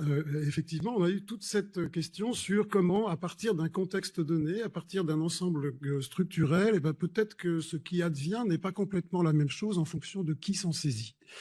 Je pense que nous sommes à un point d'équilibre ici entre, bon, je trouve parfois des buts de paradigme qui sont un peu formels, parce que précisément, on est toujours quelque part entre structure et agency. Et je pense que ce colloque deux points de vue différents du droit, de l'économie, de la science politique et d'autres nous fait converger vers quelque chose d'assez consistant par rapport à des débats plus, disons, métathéoriques. Alors, nous avons évoqué des concepts. J'ai bien aimé aussi ce qu'a dit Pascaline à propos de la méthode Monnet. Il n'y a pas de méthode Monnet, il n'y a qu'une capacité à s'adapter finalement. Bon, je pense qu'il y a des choses. Je pense malgré tout qu'un des points, et là encore pour faire un peu de théorie, c'est le retour à Max Weber au fond, parce que c'est la question de l'habitus chez Weber, c'est-à-dire c'est l'intériorisation. Les valeurs sont intériorisées. Et elles sont reproduites dans un contexte qui est un contexte quotidien, mais avec une certaine forme de consistance et de régularité. Et je pense que là, c'est assez intéressant en ce qui concerne Jacques Delors. Michel Mangenot a évoqué le kairos. Il y a aussi une autre notion qui est le Augenmaß, c'est-à-dire le coup d'œil, l'intuition du présent. Qu'on peut là encore je pense, signaler dans le cas de Weber, pas seulement parce qu'il avait ce regard bleu perçant absolument extraordinaire, mais parce que je pense que c'est un coup d'œil sur l'histoire et tout ce qui a été dit sur son volontarisme à propos de l'Allemagne de l'Est, à propos de la Pologne, par la suite dans les Balkans, sur sa vision précisément du monde. Je pense qu'on est dans ce concept-là de coup d'œil, d'intuition du présent face au monde. Alors, ça nous conduit à rompre avec l'illusion du charisme. Je ne serai pas long là-dessus, mais je pense qu'il y a une erreur d'interprétation sur la question du charisme, parce que Delors n'était pas charismatique et probablement ne voulait pas l'être. C'est-à-dire qu'il est pour moi exemplaire d'une deuxième définition du charisme qui existe chez Max Weber, qui est le charisme de fonction, le charisme de service, Amtscharisma. Celui qui tient son autorité du fait qu'il représente l'institution et qu'il accomplit le devoir de l'institution. C'est un charisme de service, ce n'est pas un charisme de la personne rayonnante en tant que telle. Et là, je pense qu'on touche à quelque chose qui est véritablement important, dont je pense que c'est une leçon aussi pour les étudiants, ou un modèle pour les étudiants, dans un contexte international qui correspond plus largement, malheureusement, au retour du charisme dans toutes ses formes les pires.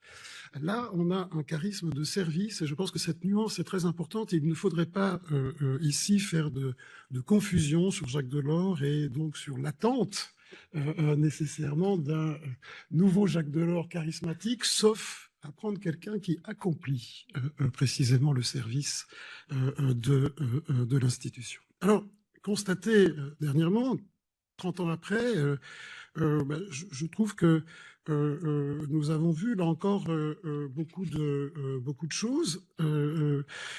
Oui, il y a des réussites indéniables. Non, il ne les a pas fait tout seul. Oui, peut-être, d'une certaine manière, s'est-il fait un peu déborder par son idée d'instrumentaliser le marché comme étant un levier qui, par un effet de spillover, pourrait amener une Europe plus sociale, une Europe citoyenne et sans doute une Europe politique.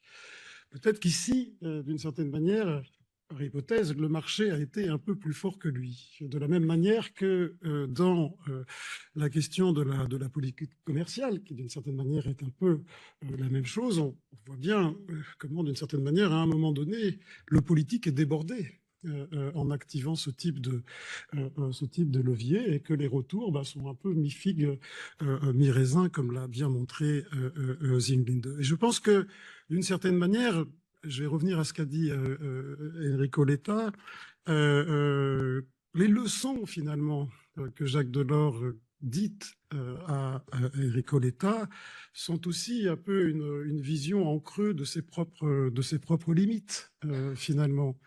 Que dit-il? Qu'il faut renforcer la question sociale qui est son combat de toujours, mais sur laquelle il n'a pas pu complètement aboutir. Il nous dit qu'il faut faire en sorte que la citoyenneté ne soit pas simplement une citoyenneté juridique, mais une citoyenneté active dans laquelle précisément les gens, the people, se sentent investis précisément par l'Europe. Et il voit bien que d'une certaine manière, ces objectifs-là qui sont les siens, il n'a pas pu, pour des raisons parfaitement excusables, mais les accomplir au moment de son mandat. Donc il cherche à les réaccomplir d'une certaine manière en quittant les fonctions politiques pour reprendre précisément son bâton de pèlerin. Qu'est-ce qu'il nous dit? En fait, il nous dit il ne faut pas abandonner le souci du peuple au populisme. Et je crois qu'en creux, il y a toute une direction ici qui est extrêmement importante. Alors, pour conclure, est-ce que Jacques Delors aujourd'hui aurait été aussi instrumental? Question extrêmement difficile. Igor, je pense que tu t'y es un peu attelé. Il est clair que le monde a fondamentalement changé, il est fondamentalement différent. Nous sommes face à une révolution industrielle qui est en plein boom, qui va très vite autour du digital. On était dans une période économique qui n'était pas tout à fait ce cycle-là à ce moment-là. Nous sommes dans un moment sociologique d'individualisation ou d'individualisme à outrance, y compris du fait des médias sociaux, avec des questions identitaires à la fois personnelles et collectives qui ont pris un sens qui n'a rien à voir avec ce qui existait il y a 30 ans. Et puis nous sommes dans un retour du hard power, alors qu'on a cru pendant longtemps que précisément le soft power allait être la clé de la régulation du monde. Bref, Delors est intervenu dans un monde qui s'ouvrait, et nous sommes dans un monde qui se ferme. Alors, serait-il adapté aujourd'hui à cette situation ? Je ne suis pas sûr que sa socialisation issue des 30 Glorieuses et de son militantisme est complètement appropriée à cette situation, mais malgré tout, son sens de l'adaptation peut-être. Par contre, je suis persuadé que s'il était avec nous, il nous dirait probablement c'est désormais à vous de vous y adapter et précisément de ne pas renoncer par rapport à cette évolution du monde, mais à travailler aux solutions qui permettront de sortir de cette conjoncture. Tout ça pour dire que scientifiquement, nous avons encore beaucoup de travail pour l'écriture de ce colloque, mais nous avons beaucoup de travail par ailleurs. Et merci beaucoup en tout cas pour ce magnifique colloque.